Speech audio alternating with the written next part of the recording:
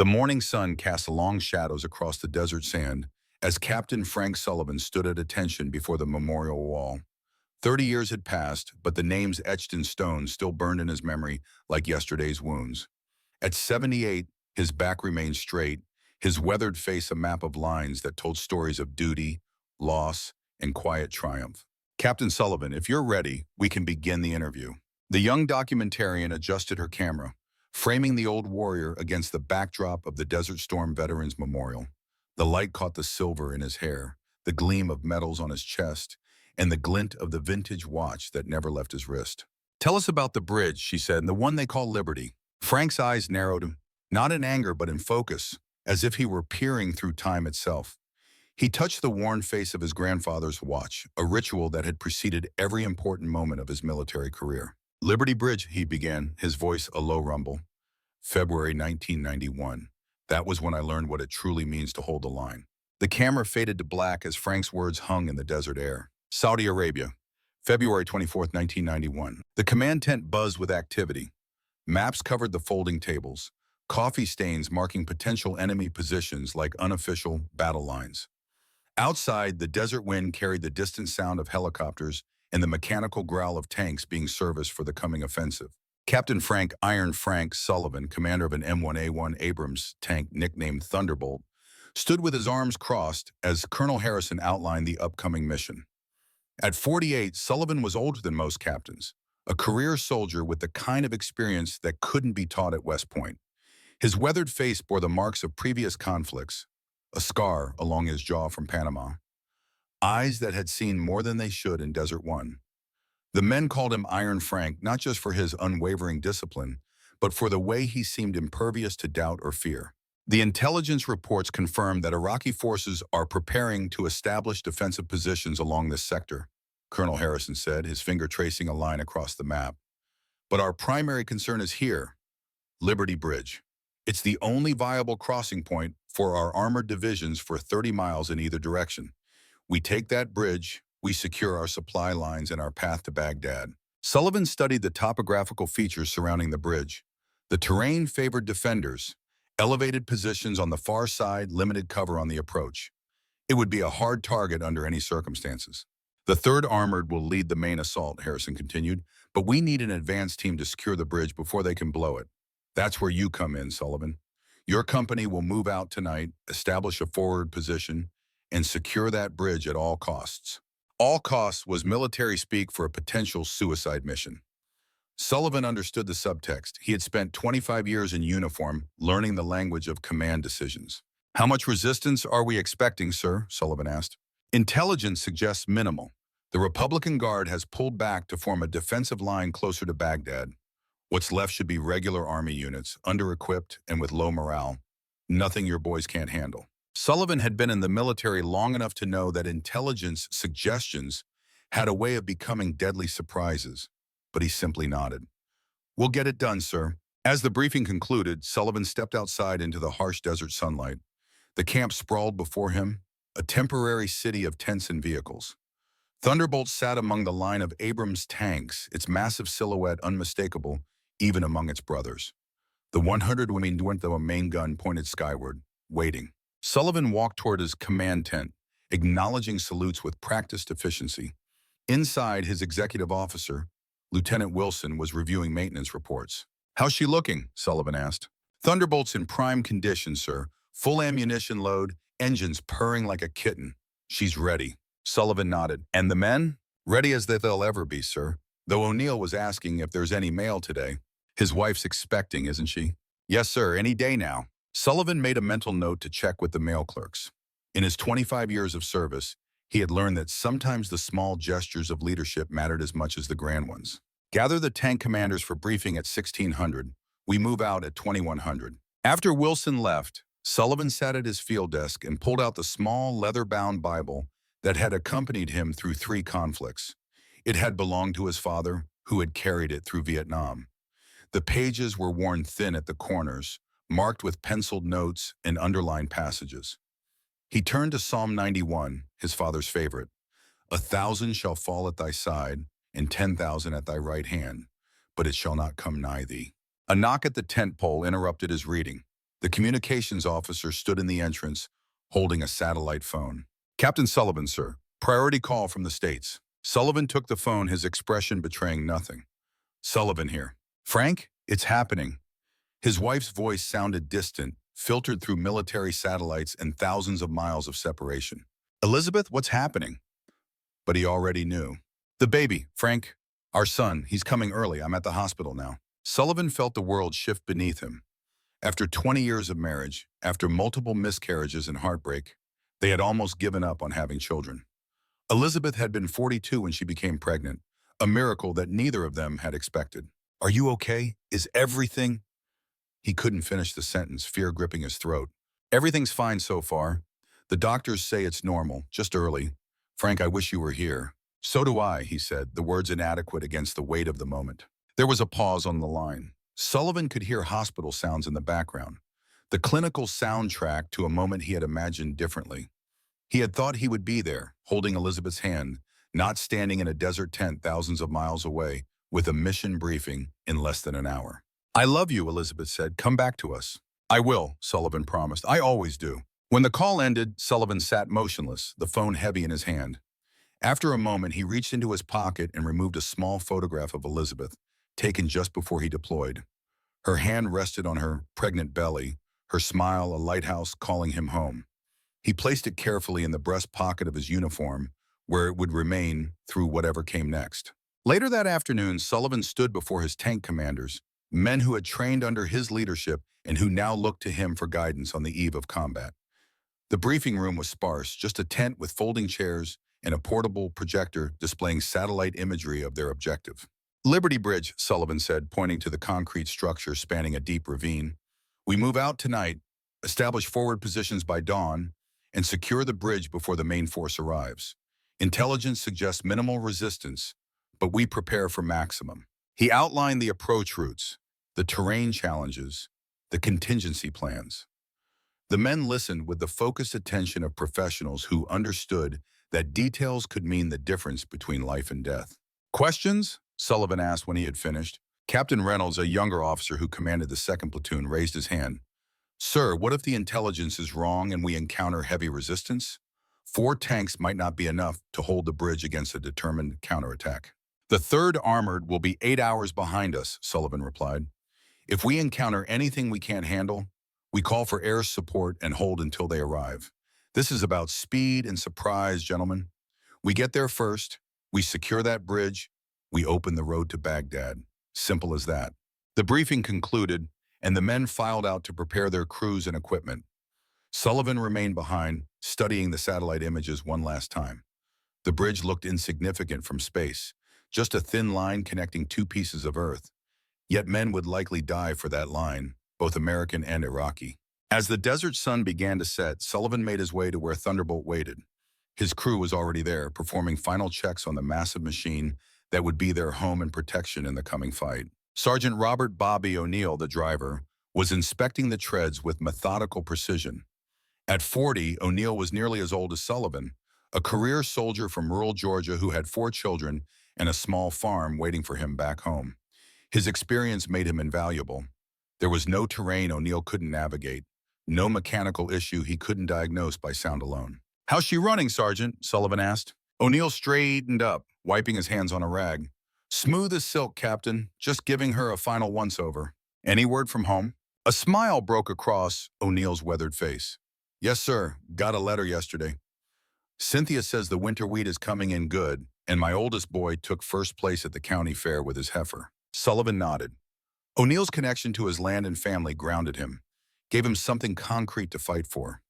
It made him both cautious and decisive, the perfect combination in a tank driver. Sergeant Henry "Hammer" Jackson was inside the turret, checking the gun systems. The tank's gunner was a former college football player whose size seemed at odds with the confined space of the Abrams interior. But his hands on the controls were surgeon precise, and his calm under pressure was legendary among the company. "Systems check complete, sir," Jackson reported. "Main gun operational, targeting systems calibrated. We're ready to deliver whatever message you want sent." "Let's hope we won't have to send too many," Sullivan replied. Corporal Will Thompson emerged from behind the tank, the ammunition loader's arms filled with his personal gear. At 28, Thompson was a former Marine who had transferred to the Army after his first enlistment. His perpetual grin and endless supply of jokes masked a fierce competence that had earned him rapid promotion. "Sir," Thompson nodded at Sullivan, "just finished securing my lucky charms." This referred to Thompson's collection of small totems, a Marine Corps medallion, a rabbit's foot, a photograph of his girlfriend, and a small American flag that had flown over the Capitol. He claimed they had kept him safe through his deployment to Panama. The final member of Sullivan's crew approached from the direction of the communications tent. Specialist Charlie Doc Miller, at 23, was both the youngest crew member and the newest. As the tank's communications specialist and designated medic, Miller was responsible for keeping Thunderbolt connected to command and his crewmates patched up if the worst happened. His nickname came from his pre-enlistment pre-med studies. "Radio checks complete, sir," Miller reported. "All frequencies verified. Battalion net is clear and our call signs are confirmed." Sullivan looked at his assembled crew. 4 men from different corners of America, different backgrounds, different reasons for serving. But in the confined space of an Abrams tank, they would function as a single organism, their lives dependent on each other's skills and decisions. "Get some rest," he told them. "We move out at 2100. Tomorrow's going to be a long day." As his crew dispersed to make their final preparations, Sullivan climbed up onto Thunderbolt's hull. The metal was still warm from the day's heat. He ran his hand along the barrel of the main gun, feeling the smooth precision of American engineering. The tank had been named by its previous commander after the P-47 fighter plane his father had flown in World War II. Sullivan had kept the name when he took command, appreciating the connection to America's fighting past. The camp bustled around him as the sun sank toward the horizon. Mechanics made final adjustments to vehicles. Soldiers checked and rechecked their equipment. Officers studied maps and conferred in small groups. The familiar rhythm of an army preparing for battle played out against the backdrop of an ancient desert that had seen centuries of warfare. Sullivan checked his grandfather's watch. 3 hours until they moved out. 3 hours to prepare himself for the unknowns that waited beyond the perimeter. 3 hours to contemplate the son he might never meet. He climbed down from the tank and walked to the small chapel tent that the chaplain had established at the edge of the camp. It was empty at this hour, just rows of folding chairs facing a simple wooden cross. Sullivan sat in the back row, not praying exactly, but seeking the quiet center that had guided him through previous conflicts. The chaplain entered a few minutes later, nodding respectfully at Sullivan without intruding on his thoughts. After a moment, he sat down beside the captain. "Big day tomorrow," the chaplain said. Sullivan nodded. "Could be. I've seen that look before, Captain. Something more than pre-mission jitters." Sullivan hesitated, then reached into his pocket and pulled out the satellite phone message slip that had come after his call with Elizabeth. "I became a father 3 hours ago. 7 pounds, 2 ounces. They named him Thomas, after my father." The chaplain smiled. "Congratulations, Captain. That's wonderful news.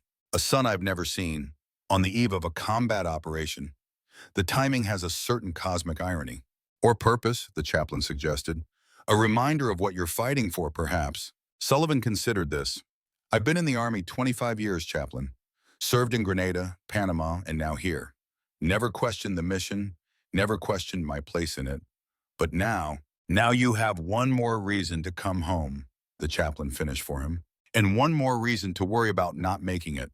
The chaplain was quiet for a moment. "You know what my father told me before I shipped out to Vietnam? He said, fear is normal, worry is wasted energy. Faith is focusing that energy where it belongs." Sullivan smiled slightly. "Your father sounds like a wise man. Baptist preacher from Alabama. Had a way with words." The chaplain stood. "I'll leave you to your thoughts, Captain. But if you'd like, I can say a prayer for your son and for tomorrow's mission." Sullivan nodded, and the chaplain placed a hand briefly on his shoulder before walking away, leaving Sullivan alone with the simple wooden cross and his complicated thoughts. At precisely 2100 hours, Thunderbolt's engine roared to life, its turbine spooling up with a high-pitched whine that settled into a steady growl. Around it, the other 3 tanks of Sullivan's advance team did the same, their engines cutting through the desert night. Under the glow of red-filtered flashlights, final checks were completed, hatches secured, communications tested. Sullivan stood in the command hatch, the desert wind cool against his face. Through his night vision goggles, the world appeared in ghostly green shapes. He keyed his radio. "All Thunderbolt elements, This is Thunderbolt Actual. Radio check over. One by one, the other tank commanders responded, their voices crackling through the headset. Thunderbolt Actual, this is Thunder 2. Lima Charlie, over.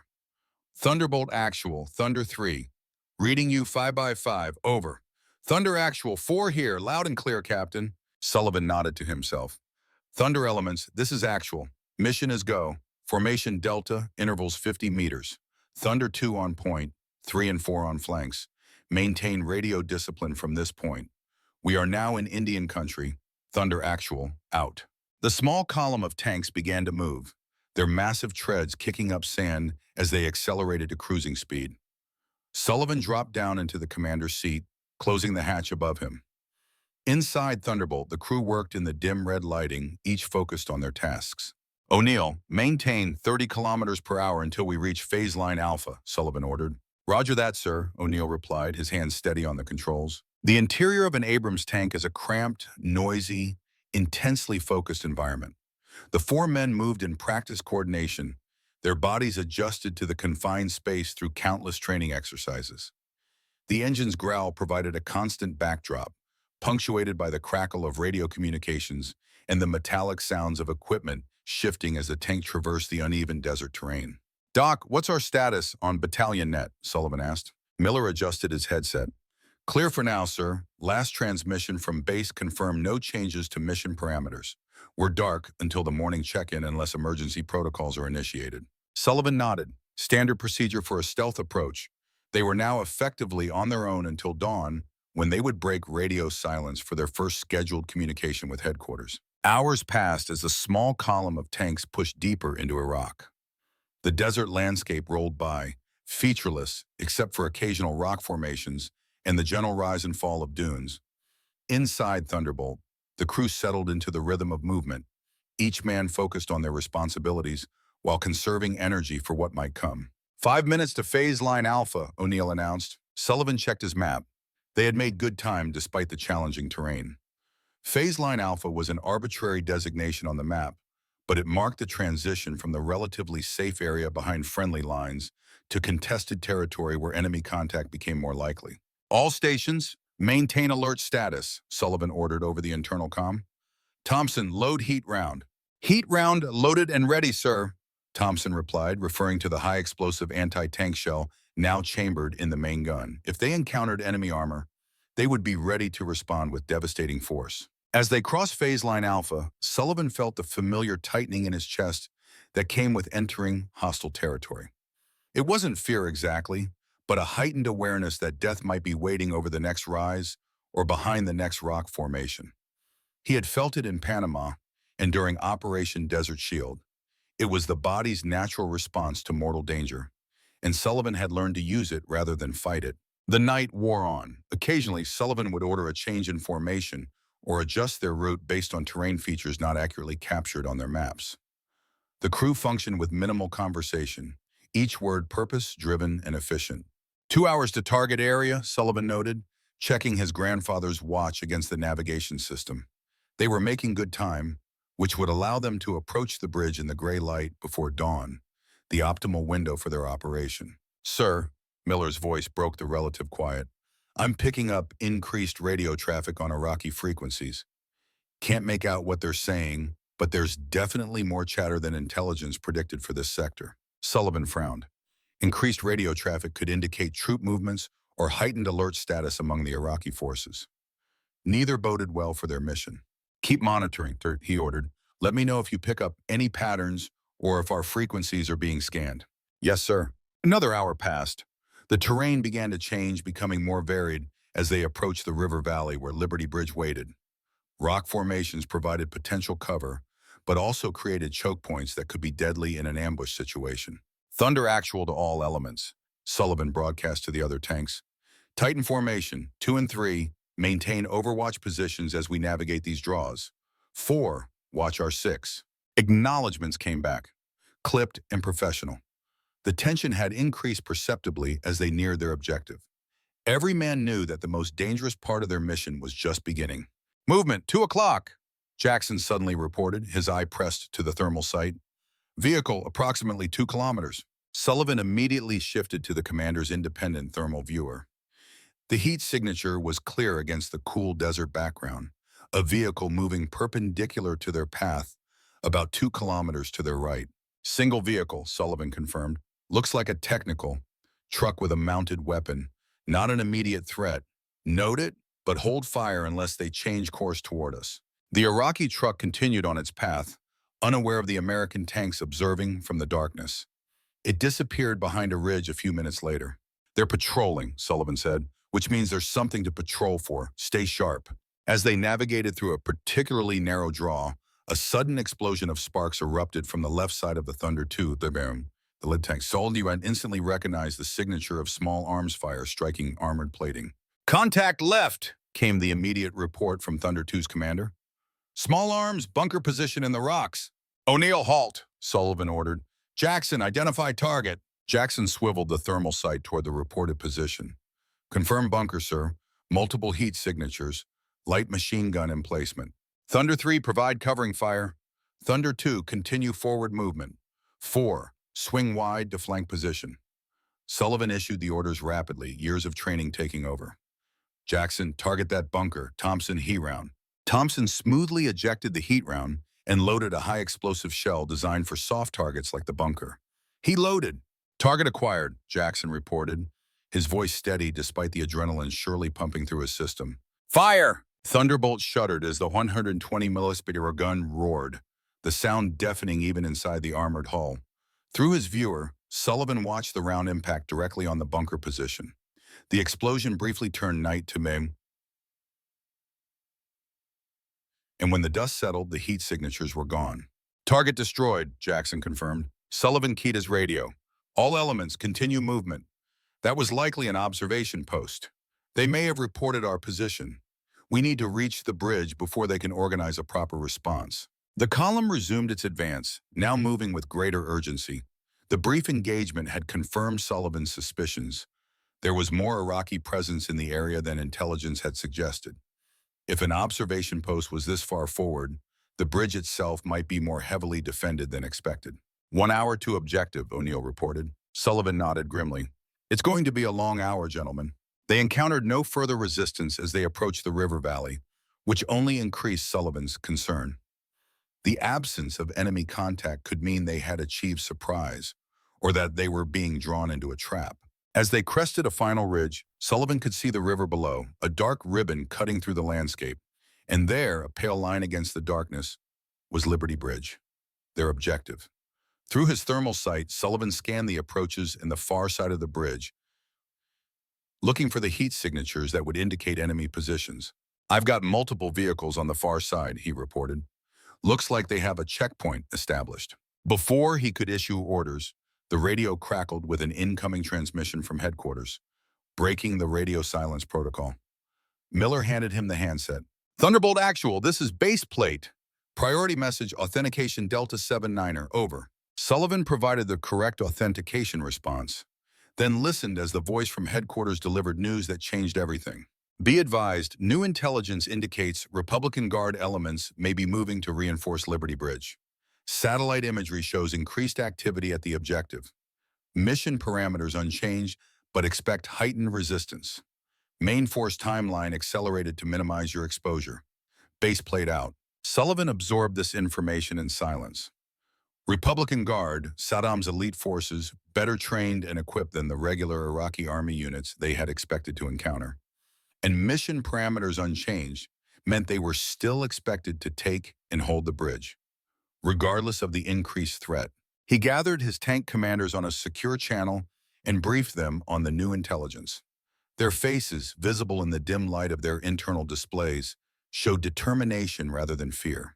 We proceed as planned, Sullivan concluded. Approach under cover of darkness, assault at first light. Thunder 2 and 3 will secure the near side, while Thunderbolt and 4 push across to establish the far side bridgehead. Questions? There were none. Each man knew what was expected, what was at stake. As they prepared to resume their advance toward the bridge, Sullivan took a moment to check his grandfather's watch and touch the photograph in his breast pocket. Somewhere across the world, his son was taking his first breaths, unaware that his father was preparing for what might be his final battle. O'Neill, Sullivan said quietly. Sir? My wife had our baby, a boy.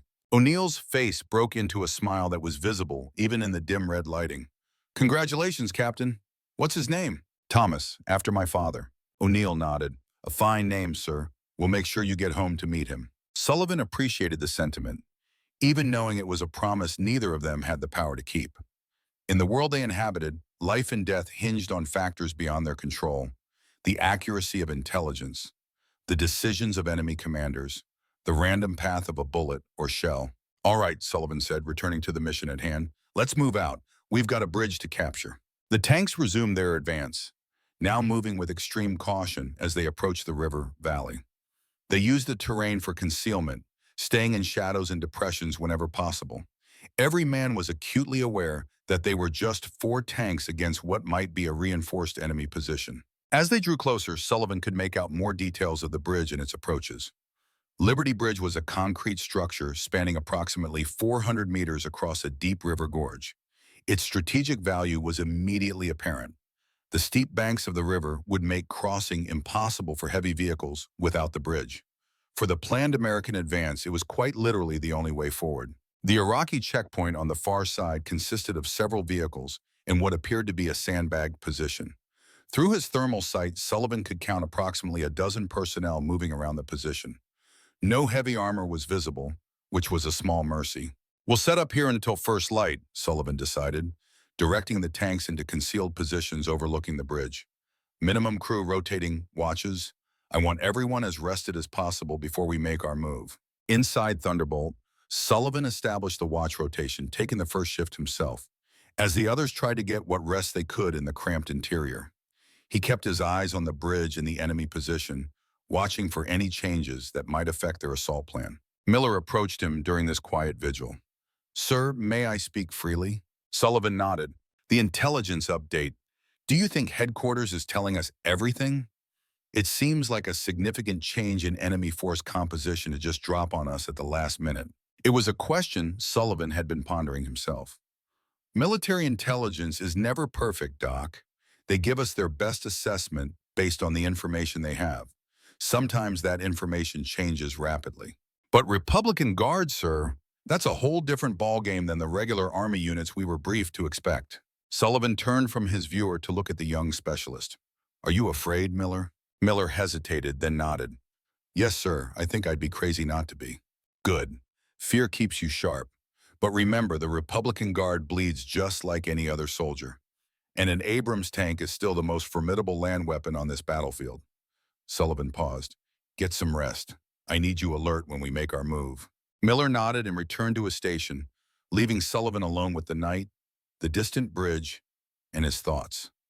The hours until dawn stretched before him, each minute marked by the steady ticking of his grandfather's watch and the weight of command. As the eastern sky began to lighten, Sullivan roused his crew. Each man woke quickly, years of military training, overcoming the body's natural resistance to early rising. They consumed cold rations and checked their equipment in near silence, the atmosphere inside the tank charged with pre-battle tension. Sullivan gathered his tank commanders for a final briefing as the darkness began to give way to the gray twilight of dawn. They huddled behind a rock formation, speaking in low voices despite being well out of enemy earshot. Latest observation confirms approximately 12 to 15 personnel at the checkpoint, Sullivan informed them. 2 technicals with mounted 12.7mm machine guns. No observed anti-tank weapons, but we should assume they have RPGs or similar. Our approach will be direct and rapid, we hit them hard, overwhelm them with superior firepower, and secure both ends of the bridge before they can organize a coherent defense or call for reinforcements. The other commanders nodded, their faces showing focused determination rather than fear. They were professionals about to do the job they had trained years for. One last thing, Sullivan added. If any of you spot evidence of demolition charges on the bridge, that becomes our immediate priority. We cannot allow them to destroy it. Are we clear? Crystal, sir, they replied in near unison. As they returned to their tanks, Sullivan took a final moment to scan the objective through his binoculars. The bridge was now clearly visible in the growing light, its concrete span a critical link in the American advance that would begin in earnest once the main force arrived. On the far side, he could see movement at the Iraqi checkpoint. The changing of guards, perhaps, or preparation for the day's routine. They had no idea what was coming for them. Sullivan climbed back into Thunderbolt's commander's hatch and sealed it behind him. Inside, his crew was ready, each man at their station, expressions serious but composed. "Gentlemen," Sullivan said over the internal comm, "in about 5 minutes, we're going to take that bridge and open the road to Baghdad. Stay focused, trust your training, and watch out for each other. O'Neill, start her up." The Abrams turbine engine roared to life, its distinctive sound echoing off the rock formations around them. Around Thunderbolt, the other three tanks did the same, their engines synchronized in a mechanical chorus that heralded the coming assault. "Thunder elements, this is actual," Sullivan broadcast. "Execute Plan Alpha. Move out." The four tanks emerged from their concealed positions and began their advance toward the bridge, rapidly picking up speed as they reached the open ground of the approach. The element of surprise was now their primary advantage, and Sullivan intended to maximize it. At the Iraqi checkpoint, Sullivan could see frantic movement as the guards became aware of the approaching tanks. One man ran toward a communications setup while others scrambled for weapons. "Jackson, target the comm station," Sullivan ordered. "Fire when ready." "Target acquired," Jackson responded, his voice deadly calm as he peered through the gunner's sight. Firing. Thunderbolt's main gun boomed, sending a high-explosive round directly into the Iraqi communications equipment. The explosion scattered personnel and equipment alike, effectively cutting off the checkpoint's ability to call for reinforcement. "Thunder 2 and 3, secure the near side," Sullivan ordered as they approached the bridge entrance. "Thunderbolt and 4 will push across." The Iraqi defenders had recovered enough to begin returning fire, but their small arms were ineffective against the tank's heavy armor. One of the technicals managed to bring its heavy machine gun to bear, the rounds sparking harmlessly off Thunder 3's glacis plate. "Thunder 3, eliminate that technical," Sullivan commanded. The tank responded immediately, its main gun destroying the vehicle in a fiery explosion that illuminated the growing daylight.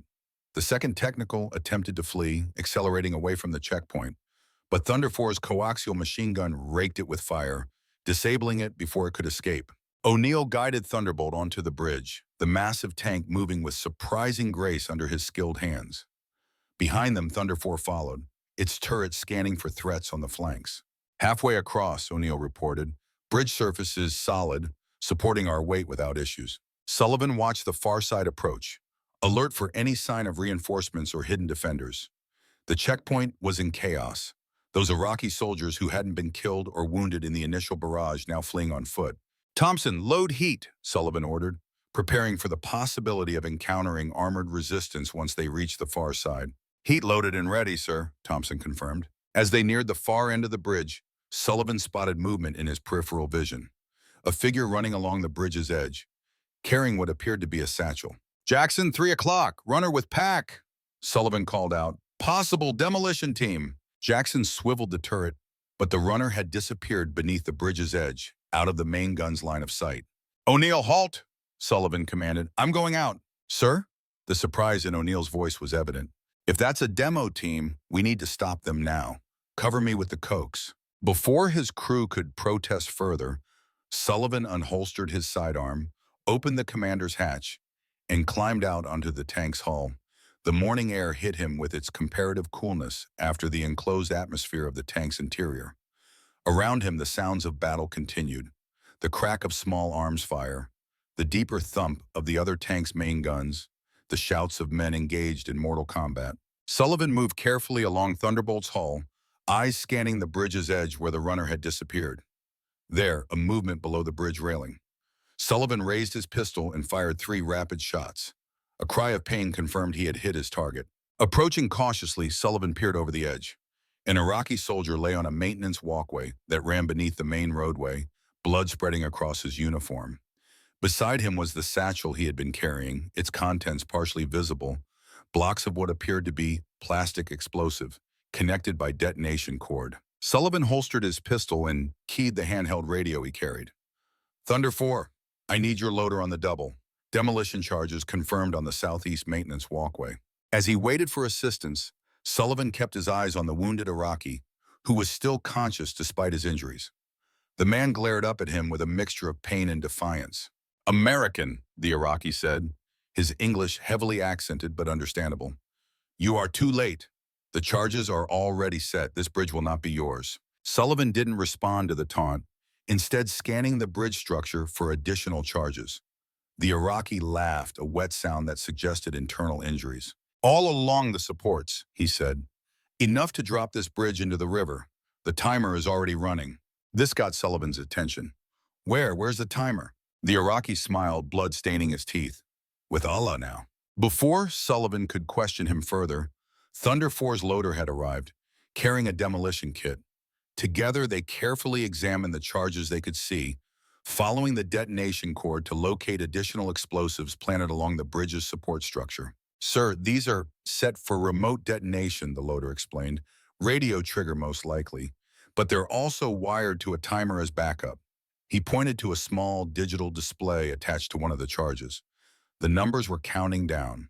1842, 1841, 1840. Less than 19 minutes, Sullivan calculated. Can you disarm them? The loader examined the setup carefully. Yes, sir, but I'll need time. And there may be more charges we haven't found yet. Sullivan keyed his radio. Thunderbolt actual to all elements. Bridge is wired to blow in approximately 18 minutes. Thunder 2 and 3, maintain perimeter security. Thunder 4, assist with demolition removal on the south edge. I'll check the north side. For the next 15 minutes, Sullivan and his men worked frantically to locate and disarm the explosive charges planted throughout the bridge structure. They found charges on all major support points, enough explosive power to completely destroy the crossing. The loader from Thunder 4, who had received specialized training in counter-demolition, worked methodically to disarm each device they found. With less than 3 minutes remaining on the timer, Sullivan was checking the final support pillar when he heard the distinctive sound of approaching vehicles from the direction of the far side checkpoint. Contact! Far side! Came the immediate alert from Thunder 3. Multiple vehicles approaching. High speed. Sullivan scrambled back up to the road level, using his binoculars to assess the new threat. A column of dust marked the approach of what appeared to be a mechanized infantry unit, trucks, and at least 2 armored personnel carriers. Republican Guard reinforcements, Sullivan realized. Loader, status on those charges? Final sequence disarmed, sir. Bridge is secure. Sullivan nodded. Back to your tank. We've got company. As the loader sprinted back to Thunder 4, Sullivan returned to Thunderbolt, climbing quickly into the commander's hatch. Inside, his crew was alert and ready, having monitored the situation through their instruments in the radio traffic. O'Neill, position us at the far end of the bridge. Hold down behind that embankment, Sullivan ordered. Jackson, prepare to engage those APCs first once they're in range. Roger that, sir, both men replied, their voices steady despite the approaching danger. Sullivan keyed his radio. All Thunder elements, be advised, mechanized infantry approaching from the east, approximately 2 kilometers and closing. Confirm Republican Guard elements. Thunder 2 and 3, maintain near-side security. Thunderbolt and 4 will engage the approaching force. Hold your positions unless ordered otherwise. As O'Neill maneuvered Thunderbolt into position, Sullivan observed the approaching Iraqi force through his commander's sight. They were moving fast, clearly intent on retaking the bridge. He counted 2 BTR-60 armored personnel carriers, 4 trucks carrying infantry, and what appeared to be a command vehicle in the rear. Range to lead vehicle? Sullivan asked. 1800 meters in closing, Jackson responded, his eye to the gunner's sight. Hold fire until 1,000 meters, Sullivan ordered. Let's make sure they commit to the approach before we reveal our positions. The seconds ticked by as the Iraqi force continued its advance, unaware of the American tanks waiting for them. At 1,000 meters, Sullivan gave the order. Weapons free, take out those APCs. Thunderbolt's main gun roared, sending a heat round directly into the lead BTR-60. The armored vehicle erupted in flames, its thin armor no match for the sophisticated American munition. Beside them, Thunder 4 engaged the second APC with similar devastating effect. The remaining Iraqi vehicles scattered, their drivers seeking cover from the unexpected resistance. Infantry began to dismount from the trucks, taking positions behind rocks and depressions in the terrain. Coax on those dismounts, Sullivan ordered, and Jackson immediately began firing the tank's coaxial machine gun, forcing the Iraqi infantry to keep their heads down. The battle for Liberty Bridge had begun in earnest. 4 American tanks against what appeared to be a reinforced Republican Guard company. The odds were not in their favor, but Sullivan had positioned his forces well, using the bridge itself as a choke point that negated the enemy's numerical advantage. Sir, Miller's voice broke through the tactical focus. Battalion Net is active. The main force has accelerated their timeline. ETA to our position is approximately 6 hours. 6 hours. They needed to hold the bridge for 6 hours against what would likely be increasing enemy pressure as more Republican Guard units responded to the American presence. Understood, Sullivan replied. Maintain communication, but keep it brief. We need to conserve battery power. As if to emphasize the challenge they faced, artillery shells began to impact near their positions, the Iraqis bringing indirect fire to bear on the bridge. Most fell short, splashing into the river, but a few landed close enough to shower Thunderbolt with debris. They're ranging the bridge, Sullivan noted grimly. Once they get the coordinates dialed in, they'll try to shell us off our positions. Over the next hour, the battle ebbed and flowed. The initial Iraqi assault was repulsed, but they regrouped and tried again, this time attempting to flank the American position by sending infantry down the riverbanks. Sullivan countered by repositioning Thunder 4 to cover that approach, using its main gun to create landslides that blocked the enemy's movement. Throughout the engagement, Sullivan remained calm, issuing orders with the clarity and precision that had earned him the nickname Iron Frank. His crew responded with the disciplined efficiency of men who had trained together for years, each understanding his role in the complex dance of modern tank warfare. During a lull in the fighting, O'Neill spoke up. Sir, permission to speak freely? Go ahead, Sergeant, Sullivan replied, his eyes still scanning the battlefield through his viewer. This isn't what Battalion told us to expect. These aren't demoralized conscripts. These are elite troops, and they're fighting like they've got something to prove. Sullivan nodded. Intelligence gets it wrong sometimes. All that matters is what's in front of us now. And what's that, sir? Sullivan checked his grandfather's watch. 5 more hours until the main force arrived. 5 hours of holding a critical bridge against an enemy that would throw everything they had at dislodging the American presence. What's in front of us, Sergeant O'Neill, is our job. We were sent to take this bridge, and that's what we did.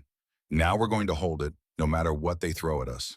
O'Neill nodded, apparently satisfied with the answer. Yes, sir, we'll hold it. As if on cue, Miller reported new contacts approaching from the east, more Iraqi reinforcements, including what the thermal imaging suggested were T-72 tanks. The real test was about to begin. Sullivan touched the photograph in his breast pocket, thinking briefly of the sun he had never seen, then refocused on the battlefield before him. The bridge had to hold. They would make it hold. Everything else was secondary. All Thunder elements, he broadcast. Be advised, enemy armor approaching from the east. Prepare for heavy contact. Remember your training, watch your sectors, and conserve ammunition. We've got 5 hours to hold until reinforcements arrive. As the first Iraqi T-72 crested a distant ridge, Sullivan felt the familiar calm of combat focus settle over him. In that moment, the world narrowed to what was essential. The bridge, his men, the enemy before them. Everything else, fear, doubt, even thoughts of home, receded into the background. Target identified, Jackson reported. T-72 bearing 045, range 2200 meters. Hold fire until they commit to the approach, Sullivan ordered. Let's make every round count. The morning sun climbed higher in the Iraqi sky, illuminating Liberty Bridge and the men fighting to control it. The opening phase of the battle was over. Now came the true test of American armor against the Republican Guard's best, a test of technology, training, and will that would determine whether Liberty Bridge would become the gateway for the American advance to Baghdad or the graveyard of Sullivan's small command. Thunderbolt's main gun tracked the approaching T-72, waiting for the moment when the range would close enough to ensure a kill.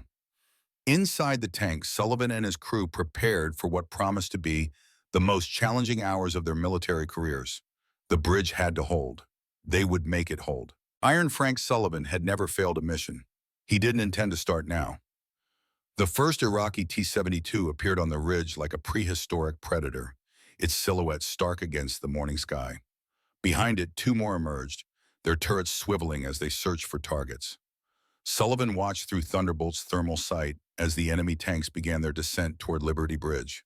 The Republican Guard had arrived in force. Range to lead tank? Sullivan asked, his voice betraying none of the tension that gripped his insides. 2,100 meters in closing, sir, Jackson replied from the gunner's position. Sullivan made a quick calculation. The Abrams 120mm gun could engage effectively at that distance, but the probability of a first-round kill increased significantly at closer range. Patience was an asset in tank warfare. Hold fire until 1,800 meters, he ordered. Then take the lead tank. Thunder 4 will engage the second. We'll evaluate after the initial exchange. The Iraqi tanks continued their approach, apparently unaware of the American tanks waiting in hull-down positions at the bridge. Their confidence suggested they believed the bridge was lightly defended, perhaps by infantry only. It was an advantage Sullivan intended to leverage for as long as possible. Range 1,800, Jackson reported. Target locked. Fire. Thunderbolt shuddered as its main gun discharged, sending a 120mm sabot round downrange at over a mile per second. The depleted uranium penetrator struck the lead T-72 just below its turret ring, punching through the Soviet-designed armor like paper. A secondary explosion followed as the tank's ammunition cooked off, blowing the turret completely off the hull in a spectacular demonstration of catastrophic kill. Beside them, Thunder 4's gun boomed, its round catching the second T-72 in the frontal glacis. While not as visually dramatic as Thunderbolt's kill, the effect was the same: a disabled enemy tank and a crew that would fight no more. The third T-72, suddenly aware of the deadly threat, began to reverse up the ridge, attempting to use the terrain for cover. Sullivan keyed his radio. Thunder 2, the third tank is breaking contact, moving to your sector. Engage when you have a shot. From the near side of the bridge, Thunder 2 acknowledged. Seconds later, the distinctive sound of the 120mm gun echoed across the river valley as the third Iraqi tank joined its companions in fiery destruction. 3 tanks down, Sullivan noted, but that was just the vanguard. Their main force will be more cautious now that they know what they're facing. As if to confirm his assessment, artillery began to impact around the bridge again, this time with greater accuracy. The Iraqis were trying to soften up the American positions before committing more armor to the assault. All elements, adjust positions to minimize artillery exposure, Sullivan ordered. Use terrain features for cover, but maintain your fields of fire. Inside Thunderbolt, the crew worked with practiced efficiency despite the shells exploding outside. Thompson replenished the ready rack with ammunition from the storage compartment. Miller monitored the radio frequencies, alert for any communication from headquarters or between Iraqi units. O'Neill kept the tank in an optimal position, using the natural contours of the land to minimize their exposure while maximizing their firing angles. Sullivan checked his grandfather's watch. 4 hours and 20 minutes until the main American force was scheduled to arrive. It would be the longest 4 hours of their lives if the intensity of Iraqi fire was any indication. "Sir," Miller called, his voice cutting through the background noise of combat, "I'm picking up increased radio traffic among the Iraqi units. They're coordinating something big, multiple armor elements converging on our position." Sullivan nodded. "They're preparing for a coordinated assault. They know the bridge is too important to lose." He keyed his internal comm. "All crew be advised. Expect heavy contact within the next 15 minutes. Jackson, load sabot rounds for anti-armor. O'Neill, be prepared to adjust position as needed." The next wave of Iraqi armor appeared 15 minutes later, just as Sullivan had predicted. This time they came from multiple directions, using the terrain more effectively. 4 T-72s approached from the northeast, using a dry riverbed for partial cover. 3 more, accompanied by BTR-60 armored personnel carriers carrying infantry, came from the southeast, using a series of low hills to mask their approach. "They're trying to split our attention," Sullivan observed. "Thunder 3 and 4 engage the northeast group. Thunderbolt and 2 will handle the southeast approach. Prioritize tanks over APCs." The American tanks opened fire, their superior fire control systems allowing them to engage effectively, even against targets using partial cover. 2 of the northeastern T-72s erupted in flames before they could reach effective firing range. The third managed to fire a round that struck near Thunder 3's position, showering the American tank with dirt and debris, but causing no significant damage. On the southeastern approach, Sullivan directed Thunderbolt's fire against the lead T-72, while Thunder 2 engaged the APCs.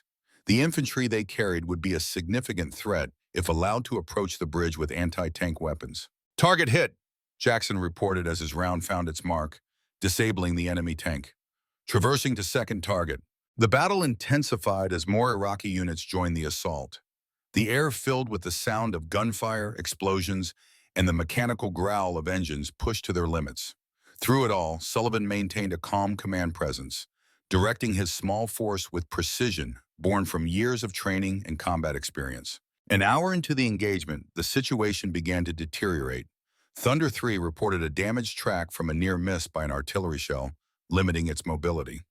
Thunder 2 was running low on main gun ammunition after engaging multiple waves of Iraqi armor, and the enemy kept coming, seemingly willing to accept heavy losses to recapture the strategically vital bridge. "Sir," Miller reported, "I'm picking up communications suggesting they're bringing up tube artillery to direct fire positions. They're planning to pound us at point-blank range." Sullivan grimaced. Against direct fire from heavy artillery, even the Abrams' formidable armor would be tested. They needed to neutralize that threat before it could be brought to bear. "Miller, can you localize those transmissions? Give me a direction?" Miller adjusted his equipment, focusing on the enemy communications. "Northeast, sir, approximately 3 kilometers based on signal strength." Sullivan made a quick decision. "O'Neill, move us to the northeast ridge. We're going hunting." "Sir?" O'Neill questioned, surprised by the order to leave their defensive position. "If we stay here and let them bring up those guns, we're finished. We need to take the fight to them, hit them before they can set up." "Yes, sir," O'Neill replied, engaging the tank's transmission and guiding Thunderbolt away from the bridge position. Sullivan keyed his radio.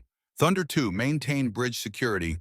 3 and 4, provide covering fire for our movement. Thunderbolt is proceeding to neutralize an artillery threat." Acknowledgements came back as Thunderbolt accelerated across the desert terrain, its suspension absorbing the uneven ground with remarkable smoothness. O'Neill guided the 60-ton vehicle with the skill of a man who had spent decades mastering his craft, finding the optimal path through the challenging terrain. 2 kilometers to estimated target position, Miller updated, still monitoring the enemy communications. "They're setting up now. 2-2S1 Gvozdika self-propelled howitzers, according to their chatter." The 2S1 was a Soviet-designed 122mm self-propelled gun, capable of devastating direct fire against armored vehicles. Taking them out before they could range the bridge was critical. "Jackson, load heat," Sullivan ordered, selecting the high-explosive anti-tank round as optimal for engaging the lightly armored artillery pieces. "Heat loaded," Thompson confirmed after sliding the massive shell into the breach. As they crested a small rise, Sullivan saw them. 2 boxy tracked vehicles with long gun barrels, their crews working to prepare firing positions behind a low berm. They hadn't noticed the approaching American tank yet, their attention focused on their preparations. "Target identified," Jackson confirmed. "Range 1,600 meters. Fire when ready," Sullivan ordered. Thunderbolt's main gun roared, sending the heat round downrange. It struck the first 2S1 directly in its thinner side armor, detonating with catastrophic effect. The Soviet-designed vehicle erupted in a fireball as its ammunition supply chain reacted to the initial explosion. The crew of the second howitzer reacted quickly, attempting to traverse their weapon to engage the threat. But Jackson was faster, his years of training evident in the smooth, precise movement of Thunderbolt's turret as he acquired the new target. "Target locked," he reported calmly. "Fire." The second heat round found its mark, destroying the remaining artillery piece before it could fire a single round at the American position on the bridge. "Target's neutralized," Jackson confirmed. Sullivan nodded, satisfaction momentarily replacing the tension of combat. "Good shooting. O'Neill, get us back to the bridge. I don't want to be away any longer than necessary." As Thunderbolt turned to retrace its path, Miller's voice cut through the moment of victory. "Sir, multiple fast movers approaching from the north. Vehicles, not armor. Technicals, I think. At least a dozen." Sullivan swung his commander's sight to the north, immediately spotting the dust cloud raised by the approaching vehicles. Technicals, pickup trucks mounted with heavy weapons, were a favored tool of irregular forces due to their speed and maneuverability. While not a significant threat to an Abrams tank in direct confrontation, a dozen of them armed with recoilless rifles or anti-tank guided missiles could pose a serious problem, especially if they managed to reach the bridge. "O'Neill, increase speed. We need to intercept them before they reach the bridge." Thunderbolt accelerated, its turbine engine roaring as O'Neill pushed it to its operational limit across the uneven terrain. Sullivan directed their course to intercept the technical column, calculating angles and timing in his head. "Jackson, switch to Cokes for the technicals. No need to waste main gun rounds on soft targets." "Roger that, sir. Cokes ready." As they closed with the enemy column, Sullivan could make out details. Toyota pickup trucks, each mounting either a heavy machine gun or a recoilless rifle, packed with Iraqi infantry. These weren't Republican Guard. Their mismatched uniforms and older weapons suggested local militia, or perhaps Fedayeen Saddam Hussein's fanatical paramilitary force. Engage when they're in effective range, Sullivan ordered. Jackson opened fire with the coaxial machine gun as soon as the lead vehicles entered its effective envelope. The 7.62 millimeter rounds tore through the unarmored trucks, shredding metal, glass, and flesh with equal efficiency. Two of the technicals veered off course as their drivers were hit, crashing into the desert terrain. A third erupted in flames as rounds found its fuel tank. The remaining vehicles scattered, attempting to flank the American tank. Sullivan rotated the turret, tracking the dispersing threats. "O'Neill, keep us moving. Don't give them a stationary target." Thunderbolt continued its advance, guns blazing as Jackson shifted fire from one target to another. The technicals returned fire, their heavy machine guns and recoilless rifles sending rounds toward the American tank.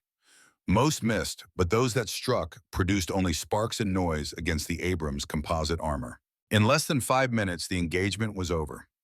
7 burning vehicles littered the desert, while the remaining technicals fled northward, abandoning their attack on the bridge. "That's the problem with irregular forces," Sullivan commented, as they turned back toward their primary objective.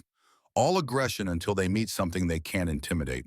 Then it's all about survival." As they approached Liberty Bridge, Sullivan could see that the situation had deteriorated during their absence. Thunder 4 was positioned at the far end, its main gun firing steadily at approaching Iraqi armor. Thunder 2 held the near side but appeared to be taking heavy fire, its position surrounded by the impact craters of artillery rounds. Thunder 3, with its damaged track, had repositioned to provide covering fire from a hull-down position on the riverbank. "Thunder 4, this is Thunderbolt Actual. Situation report, over," Sullivan radioed. "Thunderbolt Actual, this is 4, came the strained reply. "Heavy contact from the east. Republican Guard mechanized infantry supported by at least 4 T-72s. We're holding, but ammunition is becoming a concern. Thunder 2 has taken damage to their optics system from artillery fragmentations." Sullivan processed this information quickly. "Understood, 4. Thunderbolt is approaching from the north. We'll engage their eastern flank. Hold position." As they reached the bridge approach, Sullivan directed O'Neill to take them to an elevated position overlooking the eastern flank of the Iraqi assault force. From there, Thunderbolt would be able to enfilade the enemy column, hitting them from an unexpected angle. "Target the command vehicles first, then the tanks," Sullivan ordered as they reached their firing position. "If we disrupt their command and control, we can break their coordination." Jackson swiveled the turret, acquiring the distinctive BTR-60 that appeared to be directing the Iraqi assault. "Target acquired. Range 1,400 meters. Fire." Thunderbolt's main gun spoke again, the round streaking across the battlefield to strike the command vehicle with devastating accuracy. The BTR erupted in flames, secondary explosions indicating the destruction of radios and ammunition inside. The Iraqi attack faltered as their command structure was disrupted.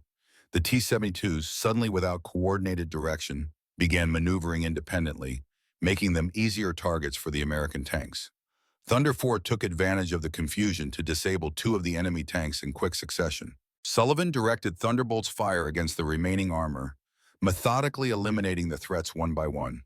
Within 20 minutes, the Iraqi assault had been repulsed, leaving burning vehicles and scattered infantry in its wake. As the dust settled, Sullivan ordered Thunderbolt back to their primary position on the bridge. The 4 American tanks had successfully defended against a force many times their size, but the cost was becoming apparent.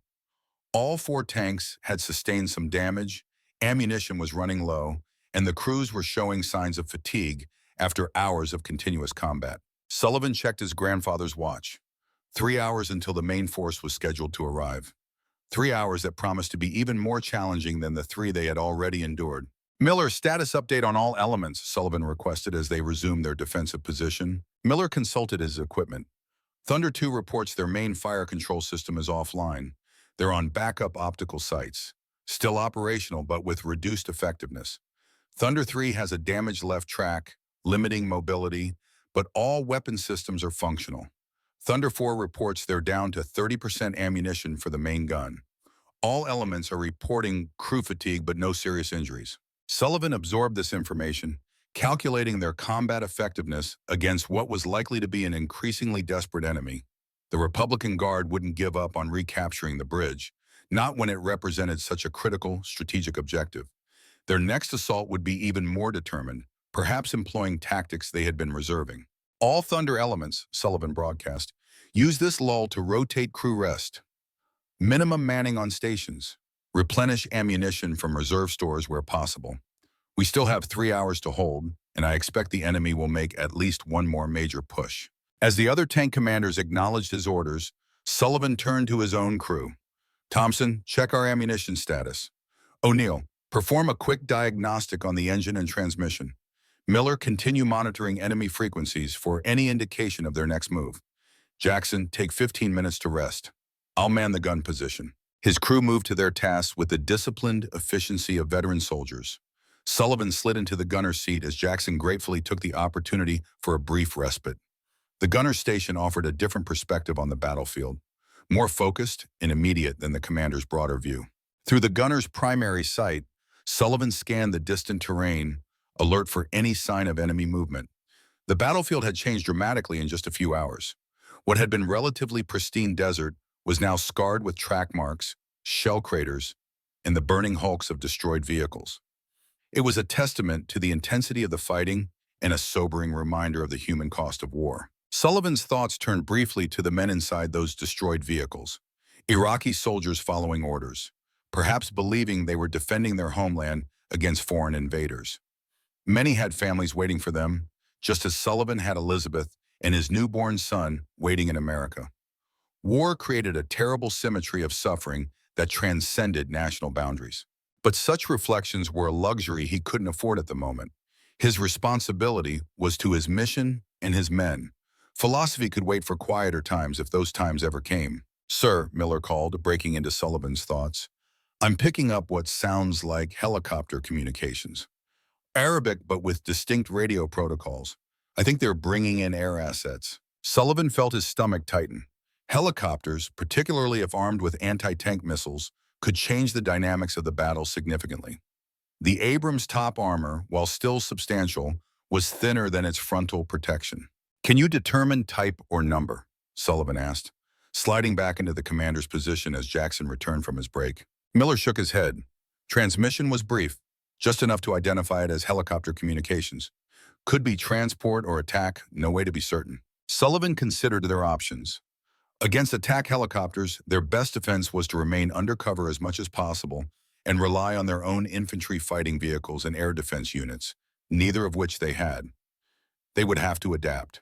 "All elements," Sullivan broadcast, "be advised, possible enemy helicopter activity inbound. Maintain maximum use of terrain features for overhead concealment. Thunder 3, as you have limited mobility, focus your observation on the air approach. Early warning will be critical." The acknowledgments came back quickly, each tank commander understanding the new threat dimension. Sullivan directed O'Neill to position Thunderbolt partially under an overhanging rock formation that would provide some protection from aerial observation while still allowing them to cover the bridge approach. 20 minutes passed before Thunder 3 reported the distinctive sound of helicopter rotors approaching from the northeast. Sullivan ordered radio silence to minimize their electronic signature as they waited for visual confirmation. Through his commander's sight, Sullivan finally spotted them. 3 Mi-24 Hind attack helicopters, their distinctive silhouettes unmistakable against the desert sky. The Hind was a formidable weapon platform, heavily armored for a helicopter and capable of carrying both troops and an array of anti-tank weapons. 3 Hinds approaching from 045, Sullivan reported quietly over the internal comm. "Jackson, can you get a targeting solution if needed?" Jackson peered through his sight. "Affirmative, sir, but it would be a difficult shot against a moving aerial target." Sullivan nodded. The Abrams wasn't designed primarily for anti-aircraft work, though its main gun could certainly bring down a helicopter if the round connected. The challenge was hitting such a maneuverable target with a weapon designed for ground engagement. "Hold fire unless they directly threaten our position," Sullivan ordered. "Let's see what they're planning first." The Hind circled the battlefield at a distance, apparently conducting reconnaissance. After several passes, they descended to land approximately 2 kilometers east of the bridge, behind a ridgeline that obscured them from direct fire. "They're dropping off troops," Sullivan surmised, "probably special forces with anti-tank weapons. The helicopters will provide aerial reconnaissance and potentially close air support." This development added a new dimension to the defense problem. Special Forces troops with man-portable anti-tank guided missiles could approach the bridge using terrain features for cover, potentially getting close enough for a devastating attack without exposing themselves to the tank's main guns. All elements, Sullivan broadcast, breaking radio silence now that the helicopters had certainly detected their presence. Be advised, enemy helicopters have deployed what are likely Special Forces units to our east. Maintain vigilance for infantry approaching with anti-tank weapons. Use thermals to scan for heat signatures in the approaches. As the Hinds took off again, rising into a holding pattern above the battlefield, Sullivan directed his crew to prepare for this new threat. The coaxial machine gun was their best defense against infantry, but it required visual acquisition of the target, something that well-trained Special Forces would make extremely difficult. "Miller," Sullivan called, "what's our status with headquarters? Any update on the main force timeline?" Miller checked his communications log. "Last transmission confirmed they're proceeding as scheduled, sir. ETA still approximately 2 hours 40 minutes. They're aware of our situation but cannot accelerate further without risking separation of their elements." Sullivan nodded. They would have to hold on their own for nearly 3 more hours against an enemy that was becoming increasingly sophisticated in their assault tactics. That would be a significant challenge. The first indication of the Special Forces approach came 30 minutes later, when Thunder II reported movement in a dry stream bed approaching their position. Through thermal sights, they detected multiple human heat signatures moving in tactical formation, using the natural depression for cover. "Thunder II, engage with Cokes once they're in effective range," Sullivan ordered. "Don't let them get close enough to deploy anti-tank weapons." Thunder II acknowledged, and soon the staccato sound of machine gun fire echoed across the battlefield as they engaged the approaching infantry. The Iraqi Special Forces returned fire, including several RPG rounds that impacted near Thunder II's position, but failed to score a direct hit. Simultaneously, Thunder III reported movement on the opposite flank. Another Special Forces team attempting to approach from the southeast, using scattered rock formations for cover. Sullivan directed Thunder IV to engage that group while maintaining watch on their own sector. The battlefield had become three-dimensional, with threats approaching from multiple directions and altitudes. The 4 American tanks, despite their technological superiority, were being stretched to their operational limits. "Sir," O'Neill called out suddenly, "movement directly beneath us. Northern bridge support." Sullivan swiveled his sight downward, using the thermal channel to peer through the bridge structure. There, using the concrete supports for cover, a team of Iraqi soldiers was placing what appeared to be explosive charges on the bridge pilings. "They're trying to demolish the bridge," Sullivan realized. "Thompson, get on the loader's machine gun. Target those sappers." Thompson scrambled to the mounted .50 caliber machine gun accessible through the loader's hatch, while Sullivan directed Jackson to traverse the turret to bring the coaxial machine gun to bear on the threat. Caught in the crossfire, the Iraqi demolition team was quickly neutralized, but the damage had been done. Explosive charges were now attached to critical structural points. "Miller, contact Thunder IV. Their loader has EOD training.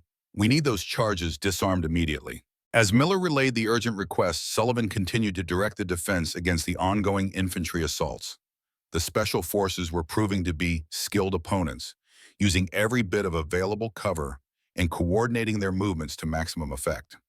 Multiple rocket-propelled grenades had struck the American tanks, though the Abrams armor had thus far prevented any catastrophic damage. Thunder IV's loader arrived at Thunderbolt's position within minutes, immediately descending to the bridge support structure to assess the demolition charges. His voice came over the radio shortly after. "Sir, they've placed C4 charges on 3 main support pillars. Timer is set for 30 minutes. I can disarm them, but I'll need cover. There's still enemy infantry in the area." "Understood," Sullivan replied. "Thompson will provide direct cover from the loader's MG. Thunder III will suppress any visible targets in your vicinity." For the next 20 minutes, Sullivan divided his attention between directing the overall defense and monitoring the progress of the EOD specialist working to disarm the demolition charges. It was a nerve-wracking period, with Iraqi Special Forces continuing to probe their defenses while the Hind helicopters circled overhead, occasionally firing rockets at suspected American positions. "Charges disarmed, sir," came the eventual report. "Bridge structure is secure." Sullivan allowed himself a moment of relief before refocusing on the tactical situation. The Iraqi Special Forces, having failed in their attempt to destroy the bridge, were now withdrawing to covered positions, possibly to regroup for another attempt or to coordinate with the next phase of the Republican Guard's assault. The Hinds, however, were becoming more aggressive, descending to lower altitudes and maneuvering into attack positions. One of them launched a salvo of rockets that impacted near Thunder 3's position, showering the tank with debris and further damaging its already compromised mobility. "Sir," Jackson reported, "I have a firing solution on the lead helicopter. Permission to engage?" Sullivan considered briefly.